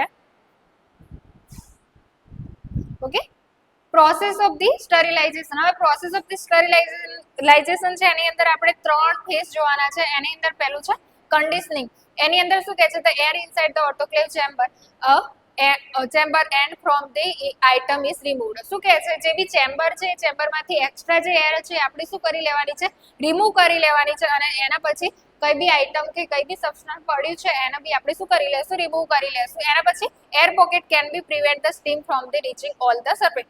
જો એર તમે બહાર નથી કાઢતા તો એના કારણે શું બની જતું હોય છે, એર પોકેટ બની જતું હોય છે, જેના કારણે સ્ટીમ પ્રોપરલી દરેક એરિયા અથવા દરેક સરફેસ ઉપર પહોંચી શકે નહીં અને ઇન્સ્ટ્રુમેન્ટ છે ક્લીન અથવા સ્ટરીલાઇઝ થાય નહીં. એટલા માટે પહેલું આપણે કામ આ કરવાનું છે. એના પછી છે એક્સપોઝર.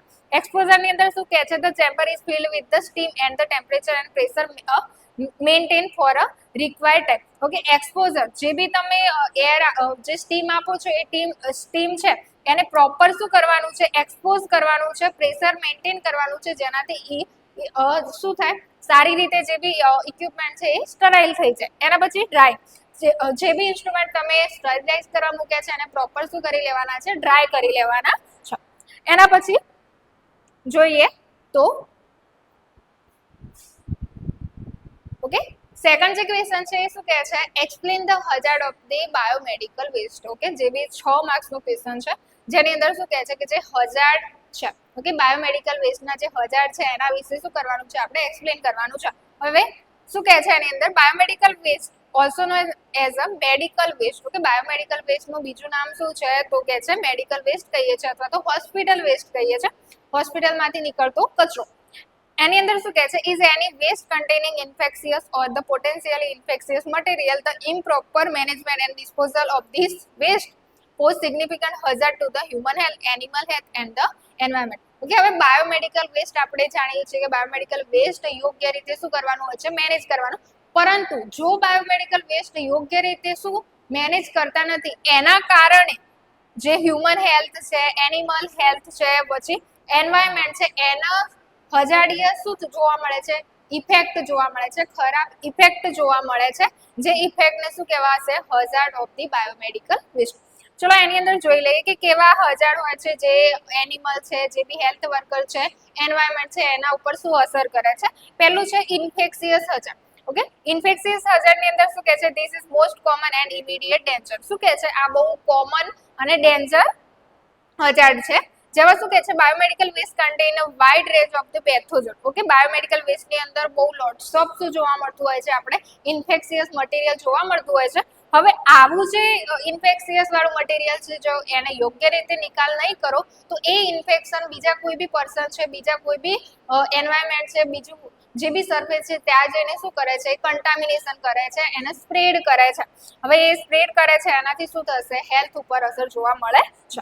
એના પછી છે જેનાથી શું થશે, ડિસીઝ ટ્રાન્સમિશન થશે. ઓકે, જે ઇન્ફેક્શિયસ વસ્તુ છે બીજી જગ્યાએ જાય છે અને એના કારણે ત્યાં શું સ્પ્રેડ થાય છે, ડિસીઝ. જેની અંદર શું કહે છે, કન્ટામિનેટેડ આઇટમ. ઓકે, કઈ કઈ વસ્તુ હોઈ શકે તો બ્લડ છે. ઓકે, આપણે જે બી બ્લડ છે અથવા બ્લડ રિલેટેડ પ્રોડક્ટ છે, સર્જિકલ વેસ્ટ છે, લેબોરેટરી કલ્ચર છે, આ બધી વસ્તુ શું કરે છે, ડિસીઝને ટ્રાન્સમિટ કરતી હોય છે. જેમાં કઈ કઈ બીમારીઓ ટ્રાન્સમિટ થઈ શકે, HIV એઇડ્સ છે. ઓકે, એના પછી જે હિપેટાઇટિસ બી અને સી છે, ટ્યુબરક્યુલોસિસ છે, અથવા તો વાયરલ હેમરેજિક ફીવર છે. જો પ્રોપર નિકાલ કરવામાં નહીં આવે વેસ્ટનો તો એ વેસ્ટ આગળ જઈને આવી બીમારી શું કરે છે સ્પ્રેડ કરે છે. એના પછી જોઈએ ઓકે સેકન્ડ છે શાર્પ ઇન્જરીઝ. ઓકે હવે પ્રોપર જે બી શાર્પ વસ્તુ આપણે યુઝ કરીએ છીએ એનો પ્રોપર નિકાલ ના કરવામાં આવે તો શાર્પ ઇન્જરીઝ થઈ શકે છે, જેની અંદર કઈ કઈ વસ્તુ હોઈ શકે નીડલ છે કે નીડલનું પ્રોપર આપણે બાયોમેડિકલ વેસ્ટ મેનેજમેન્ટ ના કર્યું હોય, સ્કાલ્પલ્સ છે, બ્રોકન ગ્લાસ છે, પર્ટિક્યુલરી ડેન્જર, આ બધી વસ્તુ કેવી હોય છે ડેન્જરસ હોય છે. એક્સિડેન્ટલ નીડલ પ્રિક ઇન્જરી થઈ શકે છે. ઓકે કોઈ બી લાઈક આપણે આગળ જોઈ લીધું કે એચઆઈવી એડ્સ વાળી કોઈ બી પેશન્ટનું નીડલ છે યુઝ છે એ પ્રોપર એનો નિકાલ કરવામાં ના આવ્યો, કોઈ બીજા અધર પર્સન એનાથી એક્સપોઝ થાય છે એની અંદર આપણને બીમારી જોવા મળશે. This major risk for healthcare worker, waste handler and even general public. આ વસ્તુ આગળ જઈને કોને અસર કરતી હોય છે તો જે હેલ્થ વર્કર છે એમને અસર કરતી હોય છે, જે વેસ્ટ કલેક્ટ કરે છે અથવા વેસ્ટ ડિસ્કાર્ડ કરે છે એ લોકોને અસર થતું હોય છે, અથવા તો જનરલ જે પબ્લિક છે ઓકે જનરલ પબ્લિકને શું કરતી હોય છે અસર કરતી હોય છે. પછી છે spread of antimicrobial resistance. Okay જે એન્ટીમાઇક્રોબિયલ રેસિસ્ટન્સ મેડિકેશનો છે એનો જો યોગ્ય નિકાલ ના થાય તો શું હઝાર્ડસ ઇફેક્ટ જોવા મળે છે તો શું કે improper discard antibiotic and other pharmaceutical waste can enter an environment and contributing to the develop and spread drug resistance microorganisms. શું કહે છે આ વસ્તુ મેડિકેશનો છે અથવા કોઈ બી એવું ફાર્માકલ વસ્તુ છે એ તમે યોગ્ય નિકાલ ના કરો તો એ આગળ જઈને શું કરે છે તો જે બી માઇક્રો ઓર્ગેનિઝમ છે એનો ગ્રો કરાવે છે અને એનાથી શું થશે આગળ જઈને હેલ્થ ઉપર અસર થશે. એના પછી છે કેમિકલ અને ફાર્માસ્યુટિકલ હઝાર્ડ. એની અંદર કઈ વસ્તુ ઇન્ક્લુડ થાય છે તો medical waste can contain toxic and hazardous chemical and drug. Medical waste ની અંદર કઈ કઈ વસ્તુ ઇન્ક્લુડ થતી હોય છે જે હઝાર્ડ છે કેમિકલ છે એ બધી વસ્તુ યુઝ થતી હોય છે. ટોક્સિક કેમિકલ ની અંદર શું કહે છે તો વેસ્ટ ફ્રોમ ડિસઇન્ફેક્ટન્ટ છે અથવા સોલ્વન્ટ છે અથવા તો કેમિકલ રીએજન્ટ છે can be corrosive inflammable and toxic. Okay આ જે વસ્તુ છે એ આગળ જઈને શું કરે છે જે ટોક્સિક વસ્તુ છે ટોક્સિકેશન જોવા મળે છે અથવા તો ફ્લેમેબલ કન્ડિશન જોવા મળતી હોય છે. If this chemical are improper dispose can contaminated soil and ground water. આ વાળી વસ્તુ તમે જે છે એ યોગ્ય એનો નિકાલ ના કરવામાં આવે તો એ સોઇલ અથવા તો જે વોટર છે એને શું કરતું હોય છે અફેક્ટ કરતું હોય છે. એના પછી છે સાઇટોટોક્સિક ડ્રગ. એની અંદર શું કહે છે હાઈલી હઝાર્ડિયસ ડ્રગ યુઝડ કિમોથેરાપી. જે કિમોથેરાપીની અંદર ડ્રગ યુઝ થાય છે એનો પ્રોપર નિકાલ ના થાય તો એ બી આપણા હેલ્થ ઉપર અસર કરતી હોય છે. If they leak into the environment mutagenic, teratogenic and carcinogenic poison are serious risk to the waste handler and the environment. Okay જો આવી જે ડ્રગ છે એનો યોગ્ય નિકાલ ના કરવામાં આવે તો આ વસ્તુ જે બી હ્યુમન હેલ્થ છે એના ઉપર શું થતી હોય છે અસર કરતું હોય છે, જે વારસાગતલી શું થતી હોય છે એની ઇફેક્ટ જોવા મળતી હોય છે. એના પછી છે ફાર્માસ્યુટિકલ વેસ્ટની અંદર એક્સપાયર અથવા ડિસ્કાર્ડેડ મેડિકેશન છે એનો યોગ્ય નિકાલ ના થાય તો એના કારણે શું થતું હોય છે જે વોટર સોર્સિસ છે ઓકે તો એની અંદર તમને અસર જોવા મળતી હોય છે. જે એનિમલ છે એ એનિમલની હેલ્થ ઉપર બી તમને અસર જોવા મળતી હોય છે. એના પછી છે ફિઝિકલ અને એન્વાયરમેન્ટલ હેલ્થ. ઓકે એમાં શું જોવાનું છે તો beyond the immediate biological and chemical risk improper disposal of the biomedical waste can have a long term environmental consequence. શું કહે છે જો પ્રોપર બાયોમેડિકલ વેસ્ટનો આપણે નિકાલ નથી કરતા તો એ બાયોમેડિકલ બહુ લાંબા ટાઈમ સુધી શું થાય છે એન્વાયરમેન્ટની અંદર પડી રહે છે, જેના કારણે ઘણી બધી પ્રોબ્લેમ આપણને જોવા મળતી હોય છે. જેની અંદર એર પોલ્યુશન થતું હોય છે, જેમાં શું કહે છે ઓપન બર્નિંગ થઈ શકે છે, ઇફિશિયન્ટ ઇન્સર્જન થઈ શકે છે. Biomedical waste can release the harmful glasses pollution into the એરની અંદર ઘણી બધી વસ્તુ જોવા મળતી હોય છે. એના પછી શું કહે છે this substance are known as the cause respiratory issue and cancer. હવે એન્વાયરમેન્ટની અંદર પડ્યું છે, હવાની અંદર જાય છે તો એના કારણે આપણું જે રેસ્પિરેટરી રિલેટેડ ડિસીઝ છે એનાથી આપણે શું થઈ શકીએ છીએ અસરગ્રસ્ત થઈ શકીએ છીએ. એના પછી કેન્સર જેવી બીમારીનો ભોગ પણ બની શકીએ છીએ. એના પછી જોઈએ ચલો water and soil contamination. Okay જો પ્રોપર નિકાલ નથી થતો તે આ જે હઝાર્ડ છે એ શેના અસર કરતું હોય છે વોટર અને જે સોઇલ છે એના ઉપર અસર કરતું હોય છે. Where untreated biomedical waste is dumped in the landfill or open space, infectious agent, chemical and pharmaceutical can be shipped into the ground contaminated soil and ground. Okay, proper જો એનો યોગ્ય નિકાલ નથી થતો, તમે જમીનની અંદર દાટી દો છો, એ જમીનને શું કરે છે, આવું જે વેસ્ટ છે એ જમીનને શું કરતું હોય છે, તો એને ખરાબ કરતું હોય છે.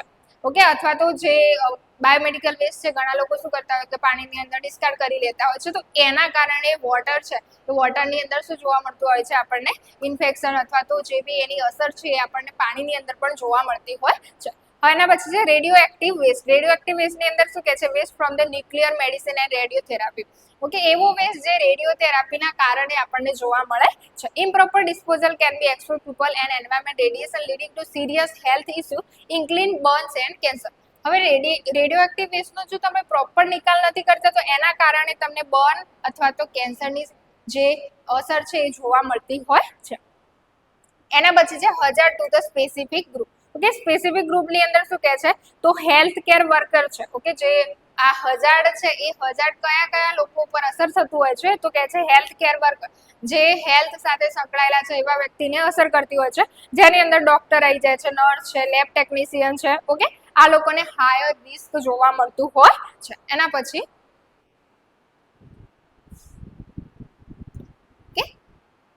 નેક્સ્ટ જે છે ક્વેશ્ચન, એ ક્વેશ્ચન 4 છે, જેની અંદર આપણું જે ક્વેશ્ચન છે એ શું છે, સેરેબ્રમ. સેરેબ્રમ વિશે આપણે શું લખવાની છે, શોર્ટ નોટ લખવાની છે. હવે સેરેબ્રમમાં શું કહે છે, સેરેબ્રમ એ આપણા મગજનો સૌથી કેવો ભાગ છે, મોટો અને મુખ્ય ભાગ છે, મગજના ઉપલા અને આગળના ભાગમાં આવેલું. કે મગજના આગળની સાઈડ તમને જોવા મળતું હોય છે.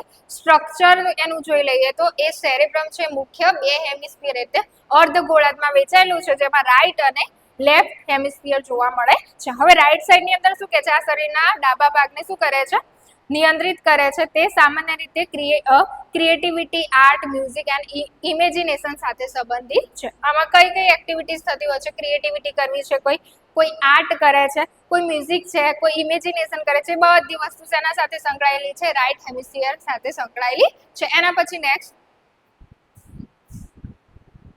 Left hemisphere. લેફ્ટ હેમિસ્ફિયર ની અંદર શું કહે છે, આ શરીરના જમણા ભાગને નિયંત્રિત કરે છે. કયા ભાગને નિયંત્રિત કરે છે, જમણા ભાગને, જેની અંદર શું કહે છે, તે લોજિકલ રીઝનિંગ. ઓકે, રીઝનિંગ ની જે પ્રોસેસ છે એની અંદર ઇન્ક્લુડ થયેલું છે, લેંગ્વેજ છે, મેથ છે, એનાલિટિક સ્કિલ સાથે શું થયેલું છે, સંબંધિત મતલબ કે જોડાયેલું છે. આ બંને હેમિસ્ફિયર એક ગાઢ તંતુ સમૂહ, જેના કે કોર્પસ કેલ્યુઝમ કહેવામાં આવે છે, તેના સાથે ઓકે, આ 2 હેમિસ્ફિયર જે રાઈટ અને લેફ્ટ હેમિસ્ફિયર છે એ એક ભાગ સાથે શું થાય છે, કનેક્ટ થાય છે. જે તંતુઓનો સમૂહ હોય છે, ઓકે, ફાઈબરનો શું હોય છે, સમૂહ હોય છે, જેને શું કહીએ છીએ આપણે, કોર્પસ કેલ્યુઝમ કહીએ છીએ. સેરેબ્રમના દરેક હેમિસ્ફિયરમાં મુખ્ય કેટલા લોબ હોય છે, 4 લોબ હોય છે, એ જોઈ લઈએ. ફ્રન્ટલ લોબ છે, પેરાઇટલ લોબ છે. ઓકે, એના પછી ઓક્સિપિટલ લોબ હશે. ઓકે, એના પહેલા ફ્રન્ટલ લોબ જોઈ લઈએ. આ ફ્રન્ટલ લોબમાં શું કહે છે, આ લોબ મગજના આગળના, ફ્રન્ટલ એટલે આગળના લોબ હોય છે. તે પ્લાનિંગ, ડિસિઝન મેકિંગ અને પર્સનાલિટી એન્ડ વોલન્ટરી મૂવમેન્ટ માટે અને કંટ્રોલ કરવા માટે જવાબદાર હોય છે. ફ્રન્ટલ લોબ આ બધી વસ્તુ છે એની અંદર શું કરે છે, કંટ્રોલ કરવાનું કામ અને રેગ્યુલેટ કરવાનું કામ કરે છે. સેકન્ડ કયું છે આપણું, પેરાઇટલ લોબ. પેરાઇટલ લોબ છે એ ફ્રન્ટલ લોબની એક્ઝેક્ટ ક્યાં હશે, પાછળની તરફ હોય છે, જે ટચ છે, ટેમ્પરેચર છે, પેઇન છે, આ બધી વસ્તુને શું કરે છે, પ્રોસેસને મેન્ટેન કરે છે, રેગ્યુલેટ કરે છે. ઓકે, એના પછીનો લોબ જોઈએ. ઓકે, ટેમ્પોરલ લોબની અંદર એના પછી એની ડિટેલ આપે છે કે કાનની નજીકમાં આવેલો છે, હિયરિંગ છે, મેમરી છે, લેંગ્વેજ છે, ભાષા છે, એના માટે પણ જવાબદાર છે. એના પછી કયો લોબ છે, ઓક્સિપિટલ લોબ છે. આ મગજનો સૌથી પાછળનો ભાગ છે, જે વિઝનને શું કરે છે, કંટ્રોલ કરે છે, એટલે કે જોઈએ છે એને કંટ્રોલ કરે છે. એના સિવાય થોડા ફંક્શન આપેલા છે, જેમાં શું કહે છે, સેરેબ્રમ ઘણા મહત્વના કાર્યો કરે છે, જેમાં નીચેનો સમાવેશ થાય છે. કયા કયા છે, વોલન્ટરી મૂવમેન્ટ. ઓકે, જે વોલન્ટરી મૂવમેન્ટ છે, જે આપણું અશિક્ષિત હલનચલન છે એના માટે જવાબદાર છે, જેમ કે ચાલવું છે, બોલવું છે, વસ્તુઓ પકડવી છે, આ બધી વસ્તુ માટે. એના પછી છે સેન્સરી પરસેપ્શન. ઓકે, તો એમાં શું કહે છે, જેમ કે જોવું, કોઈ વસ્તુ આપણે જોઈએ છીએ, સાંભળીએ છીએ, સ્વાદ લઈએ છીએ, સ્પર્શ કરીએ છીએ, આ બધી વસ્તુ માટે જવાબદાર છે. થિંકિંગ એન્ડ પ્રોબ્લેમ સોલ્વ, કોઈ વિચારો છો, કોઈની પ્રોબ્લેમ સોલ્વ કરો છો, એ બધી વસ્તુ કોણ મેનેજ કરે છે, સેરેબ્રમ કરે છે. એના પછી ઓકે, એના પછી છે આપણો ક્વેશ્ચન નેક્સ્ટ જે છે એ નોઝોકોમિયલ ઇન્ફેક્શન. ઓકે, નોઝોકોમિયલ ઇન્ફેક્શન ની અંદર શું કહે છે, એની ડેફિનેશન જોઈ લઈએ. નોઝોકોમિયલ ઇન્ફેક્શન, જેને હોસ્પિટલ એક્વાયર્ડ ઇન્ફેક્શન પણ કહેવામાં આવે છે, એ એક એવો ચેપ છે જે દર્દીને હોસ્પિટલ અથવા અન્ય આરોગ્ય સંભાળ સુવિધામાં દાખલ થયા પછી લાગે છે અને તે દાખલ થતી વખતે હાજર ન હતો. આ ઇન્ફેક્શનને હોસ્પિટલમાં મળતા બેક્ટેરિયા, વાયરસ અથવા ફંગસ દ્વારા ફેલાય છે. હવે નોઝોકોમિયલ ઇન્ફેક્શન એટલે એવું કે કોઈ એવું પર્સન છે જે હોસ્પિટલમાં દાખલ થયું એ વખતે એ બીમારી શું હતી, એબસન્ટ હતી, પરંતુ હોસ્પિટલમાં ગયા પછી કોકના દ્વારા એ ચેપ છે એ કોને લાગે છે, જે હેલ્ધી પર્સન હતું એને લાગે છે. ને એ જે ઇન્ફેક્શન હશે એ ઇન્ફેક્શનને આપણે શું કહેશું, નોઝોકોમિયલ ઇન્ફેક્શન કહીએ છીએ, જે હોસ્પિટલ અથવા તો કોઈ બી આરોગ્ય લેવલ છે તે જગ્યાએ કામ કરવાથી લાગી શકે છે. ઓકે, એના પછી નેક્સ્ટ એની કેરેક્ટરિસ્ટિક આપી છે. એક્વિઝિએશન છે જે ક્યાંથી મળતું હોય છે, હોસ્પિટલના એન્વાયરમેન્ટમાંથી આપણને નોઝોકોમિયલ ઇન્ફેક્શન જોવા મળતું હોય છે, અથવા તો મેડિકલ ઇન્સ્ટ્રુમેન્ટ છે, કેથેટર છે, ઓકે, સર્જિકલ વુન્ડ છે, આવી બધી વસ્તુની કોન્ટેક્ટમાં આવીએ એના કારણે તમને આવું નોઝોકોમિયલ ઇન્ફેક્શન થતું હોય છે. એનો જે ટાઈમિંગ છે એ ટાઈમિંગની અંદર શું કહે છે, ઇન્ફેક્શન દર્દીના હોસ્પિટલમાં દાખલ થયાના 48 કલાક કે તેથી વધુ સમય પછી થાય છે. ઓકે, 48 કલાક પછી થયું હોય તો તમે એને શું કહી શકો છો, નોઝોકોમિયલ ઇન્ફેક્શન કહી શકો છો. પોઝિટિવ એજન્ટ કયા કયા હોઈ શકે છે, ડ્રગ રેસિસ્ટન્સ, બેક્ટેરિયા છે, વાયરસ છે, કે આ બધા વસ્તુ એના શું થશે, પોઝિટિવ એજન્ટ ગણવામાં આવે છે. કોમન ટાઈપ કયા કયા હોઈ શકે છે, તો સર્જિકલ સાઇટ ઇન્ફેક્શન, કે જે જગ્યાએ સર્જરી થઈ છે એ જગ્યાએ ઇન્ફેક્શન લાગવું એની સાઇટ ગણી શકાય. Catheterization associated urinary tract infection, catheter નાખ્યું એના કારણે કોઈ ઇન્ફેક્શન થયું છે યુરિનરી ટ્રેકનું, તો એ શેની અંદર આવશે, નોઝોકોમિયલ. યુરિનરી કેથેટરના ઉપયોગના કારણે મૂત્રમાર્ગમાં થયેલો ચેપ, એ બી એની અંદર ઇન્ક્લુડ થાય છે. ચલો, એના પછી બીજું કયું કયું છે, તો ventilator associated pneumonia. Okay, ventilator પર મૂક્યા એના કારણે ન્યુમોનિયા થયો તો મિકેનિકલ વેન્ટિલેશન દ્વારા ફેફસામાં થતું છે એ બી શેની અંદર આવશે, નોઝોકોમિયલ ઇન્ફેક્શન ની અંદર આવશે. Central line associated blood stream infection છે. ઓકે, જે એના પછી છે પ્રિવેન્શન એન્ડ કોમન નિવારણ. ઓકે, તમે આવી વસ્તુથી બચવા માટે શું કરી શકો છો, તો શું કહે છે, નોઝોકોમિયલ ઇન્ફેક્શનને રોકવા માટે સ્ટ્રિક્ટ ઇન્ફેક્શન કંટ્રોલ મેઝર, એટલે જે બી સ્ટ્રિક્ટ ઇન્ફેક્શન કંટ્રોલ મેઝર છે એનો આપણે શું કરવું જોઈએ, ઉપયોગ કરવો જોઈએ, જેનાથી આપણે આવા ઇન્ફેક્શનને શું કરી શકીએ, રોકી શકીએ. જેની અંદર કઈ કઈ વસ્તુ ઇન્ક્લુડ થાય છે, હેન્ડ હાઇજીન, કે હાથની જે બી હાઇજીન છે એ મેન્ટેન કરવાની છે, જેની અંદર હેન્ડ વોશિંગ ની બધી વસ્તુ ઇન્ક્લુડ થશે. એના પછી બીજું શું કહે છે, હેલ્થ કેર વર્કર દ્વારા નિયમિત અને યોગ્ય રીતે હાથ ધોવા અને હેન્ડ જે સેનિટાઈઝર છે એનું શું કરવું જોઈએ, ઉપયોગ કરવો જોઈએ. એના પછી છે સ્ટરીલાઇઝેશન, પ્રોપર શું કરવું જોઈએ, સ્ટરીલાઇઝેશન કરવું જોઈએ. મેડિકલ ઇન્સ્ટ્રુમેન્ટ અને ઇક્વિપમેન્ટનું યોગ્ય રીતે સ્ટરીલાઇઝેશન, કે પ્રોપર સ્ટરીલાઇઝેશન થશે તો ઇન્ફેક્શનથી આપણે શું કરી શકીએ છીએ, બચી શકીએ છીએ. એના પછી આઇસોલેશન કરી શકીએ છીએ, કોઈ ઇન્ફેક્શિયસ પેશન્ટ છે તો એને આઇસોલેટ કરવાનું, ચેપી રોગવાળા દર્દીને. એના પછી proper use of antibiotic, infection લાગે એવું હોય તો તમે એન્ટીબાયોટિક આપી શકો છો. એજ્યુકેશન આપી શકો છો, કે જે બી હેલ્થ વર્કર છે અથવા દર્દી છે એ લોકોને પ્રોપર જે બી મેજર છે એના વિશે સમજાઈ શકો છો, જેનાથી આપણે શું કરી શકીએ, નોઝોકોમિયલ ઇન્ફેક્શનને બચી શકીએ. ઓકે, એના પછી રિસ્ક ફેક્ટર છે, તો કયા લોકોને આ બધી વસ્તુ સમજાવવાની છે, તો વીક ઇમ્યુન સિસ્ટમ, જે લોકોની રોગ પ્રતિકારક શક્તિ ઓછી છે એવા લોકોને આપણે શું કરવાનું છે, સમજાવવાનું છે, જેમાં વૃદ્ધ આવી ગયા, ડાયાબિટીસ વાળા પેશન્ટ આવી ગયા, કેન્સર વાળા પેશન્ટ આવી ગયા. ચલો, એના પછી છે ઇનોમિનેટ બોન. ઓકે, એના પછી નેક્સ્ટ જે ક્વેશ્ચન છે એ ઇનોમિનેટ બોન ની અંદર શું કહે છે, ઇનોમિનેટ બોન છે હિપ બોન ઓર કોક્સલ બોન પણ કહેવામાં આવે છે. તે પેલ્વિક ગ્રીડલનો એક મેજર બોન છે. ઓકે, આ એક જાતનું શું છે, બોન છે, જેને હિપ બોન કહેવામાં આવે છે. આપણા શરીરમાં ઇનોમિનેટ બોન એક ડાબી બાજુ અને એક જમણી બાજુ એવી રીતે બે આવેલા હોય છે, જે પાછળના ભાગે સેક્રમ સાથે શું થતા હોય છે, જોઈન્ટ થતા હોય છે. આ બોન 3 સેપરેટ બોનથી શું થાય, ફ્યુઝ થઈને બનતા હોય છે,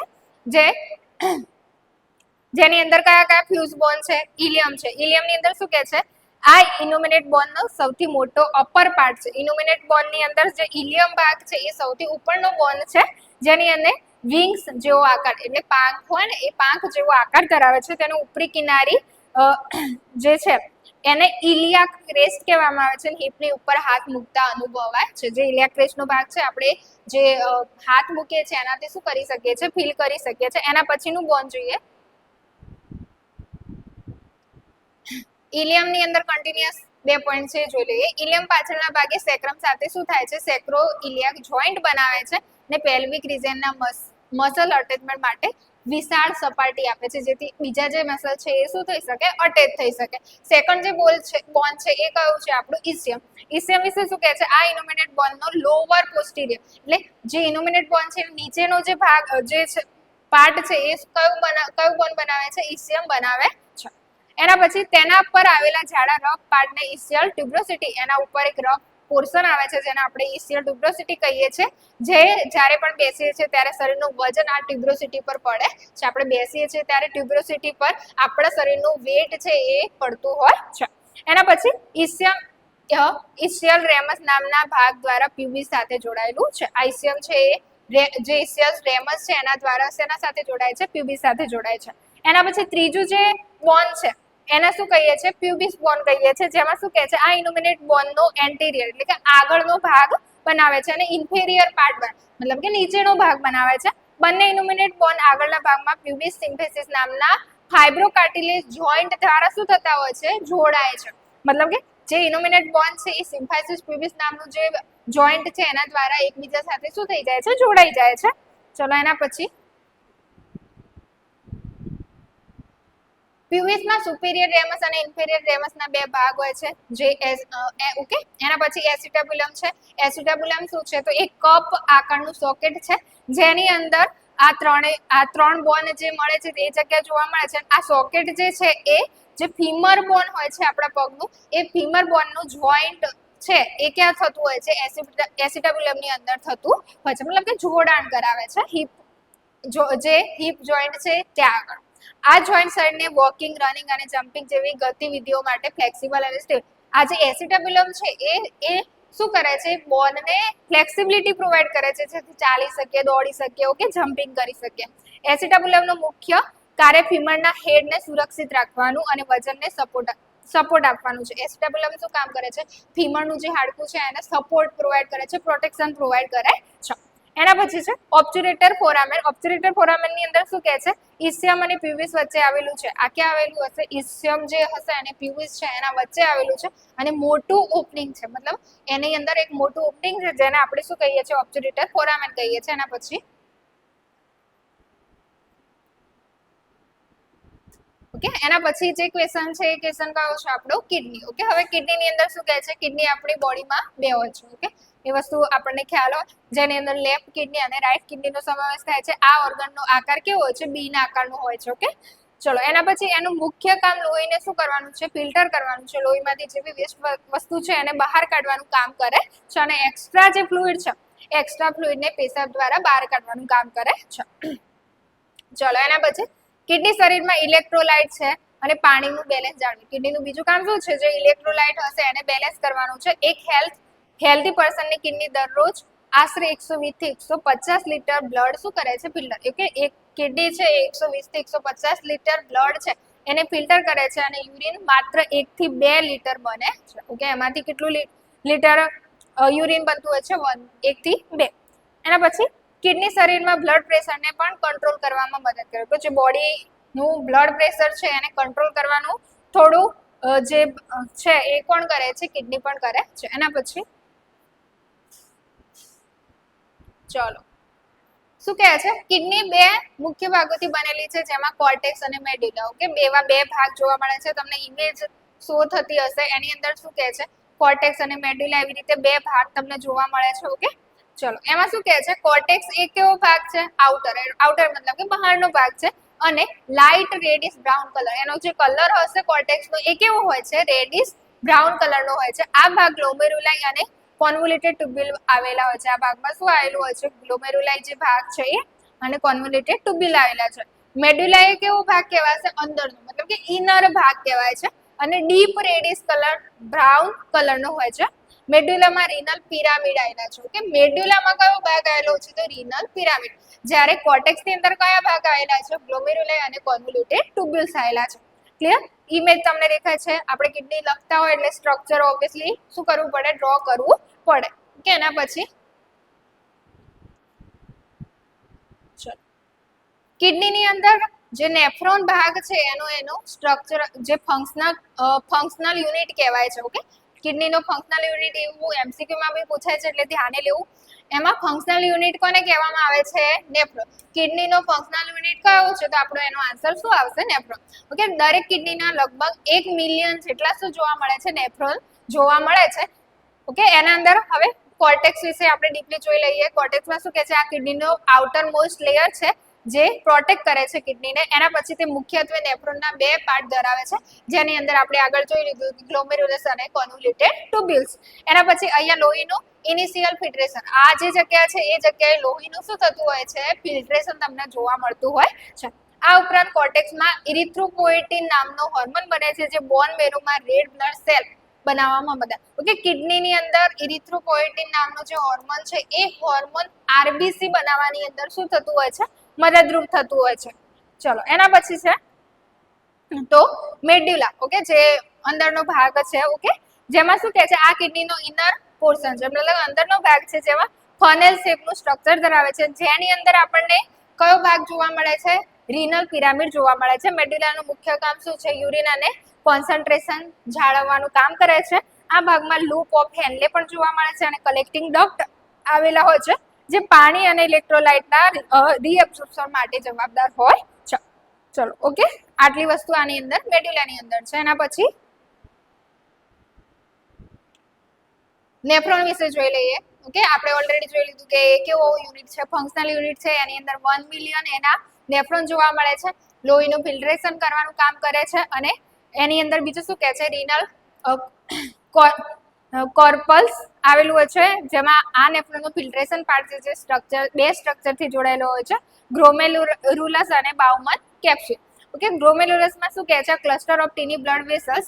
ગ્લોમેરુલસ બ્લડમાંથી નાના નાના મોલિક્યુલ્સ સોલ્ટ, ગ્લુકોઝ, એરિયાને ફિલ્ટર કરીને ગ્લોમેરુલસ ફિલ્ટ્રેશન મોટાભાગે મોલિક્યુલ્સ જેવા કે પ્રોટીન છે, બ્લડ સેલ છે, અહીંથી ફિલ્ટર નથી થતા. કે નાના જે મોલિક્યુલ્સ છે એ અહીંયાથી શું થઈ જતા હોય છે? ફિલ્ટર. એની અંદર ગૂંચળું જોવા મળે છે. આપણે બ્લડ વેસલ્સ હોય ને, એ બ્લડ વેસલ્સનું ગૂંચળું જોવા મળે. એ ગૂંચળા દ્વારા જે ફિલ્ટ્રેશનની પ્રોસેસ છે એ ફિલ્ટ્રેશનની પ્રોસેસ થતી હોય છે. એના પછી બાઉમેન કેપ્સ્યુલ છે. આ બાઉમેન કેપ્સ્યુલ હોય ને એ કેવા શેપની હોય છે? કપ શેપની હોય છે. અને બીજું શું કહે છે? ફિલ્ટ્રેટ ગ્લોમેરુલસમાંથી નીકળીને બાઉમેન કેપ્સ્યુલના સ્પેસમાં જાય છે, જ્યાંથી રીનલ ટ્યુબ્યુલમાં એન્ટર થાય છે. અહીંયાથી જેટલું બી ફિલ્ટ્રેશન થઈને ગયું છે એ ક્યાં એન્ટર થાય છે? બાઉમેન કેપ્સ્યુલમાં. અને બાઉમેન કેપ્સ્યુલથી એનાથી આગળ નેક્સ્ટ જે ભાગ હશે ત્યાં એનું શું થશે? ફિલ્ટ્રેશન થતું હોય છે. એના પછી ઓકે, અહીંયા આપણે જે કિડનીનો ભાગ હતો, ઓકે, એ કિડનીની એના પછી નેક્સ્ટ જે ભાગ છે એ શું કહે છે? રીનલ ટ્યુબ્યુલ. ઓકે, બાઉમેન જે કેપ્સ્યુલ હતી એના પછી જે બી ફિલ્ટ્રેશન વાળું બ્લડ છે, ફિલ્ટ્રેશન છે એ ક્યાં એન્ટર થાય છે? રીનલ ટ્યુબ્યુલ્સની અંદર એન્ટર થાય છે, જે કોન્વોલ્યુટેડ ટ્યુબ છે જે ફિલ્ટ્રેશનની પ્રોસેસને આગળ કન્ટિન્યુઅસ કરે છે. એના પછી શું કહે છે? પ્રોક્સિમલ કોન્વોલ્યુટેડ ટ્યુબ્યુલ છે. અહીં મોસ્ટ ઓફ રીએબ્સોર્પ્શન, જેટલી બી જરૂરિયાત વસ્તુ છે અહીંયા શું થઈ જતી હોય છે? રીએબ્સોર્બ થતી હોય છે, જેમાં લગભગ 80% પાણી શું થતું હોય છે? રીએબ્સોર્બ થાય છે. ગ્લુકોઝ રીએબ્સોર્બ થાય છે, મિનરલ છે, બ્લડ છે, એ બધી વસ્તુ પાછી શું થઈ જાય છે? કિડની દ્વારા રીએબ્સોર્બ. જરૂરી વસ્તુ અહીંયા શું થઈ જશે? રીએબ્સોર્બ થઈ જાય છે. એના પછી ડિસ્ટલ કોન્વોલ્યુટેડ ટ્યુબ્યુલ. અહીં ઇલેક્ટ્રોલાઇટ અને પીએચ બેલેન્સ થાય છે. ડિસ્ટલ આ જે ડીસીટી જે કહેવાય છે એની અંદર પીએચ નું શું થાય છે? કંટ્રોલ થાય છે. Collecting duct. બધી ટ્યુબ્યુલ્સના ફિલ્ટ્રેશન અહીં ભેગા થાય છે. અને યુરિન કલેક્ટિંગ ડક્ટ શું કરે છે? જેટલું બી ફિલ્ટ્રેશન થાય છે કિડનીનું એ બધું ભેગું કરી અને અહીંયાથી યુરિન બનાવે છે. ઓકે, એના પછી રીનલ પેલ્વિક. આ કિડનીના સેન્ટરમાં છે આવેલું છે અને ફનેલ શેપનું હોય છે. ઓકે, એના પછી છે રીનલ પેલ્વિસ થી યુરેટર્સમાં જાય છે. ઓકે, અહીંયા જેટલી બી વસ્તુ યુરિન બની છે રીનલ પેલ્વિસ એને ક્યાં મોકલે છે? યુરેટર્સમાં મોકલે છે. અને યુરેટર્સમાંથી એ ક્યાં જશે? યુરિનરી બ્લેડરમાં જશે. અને પછી શું થશે? એ આપણે વોઇડ કરીએ છીએ. ઓકે, આ શું થઈ ગયું? આપણી કિડની. Okay, thank you.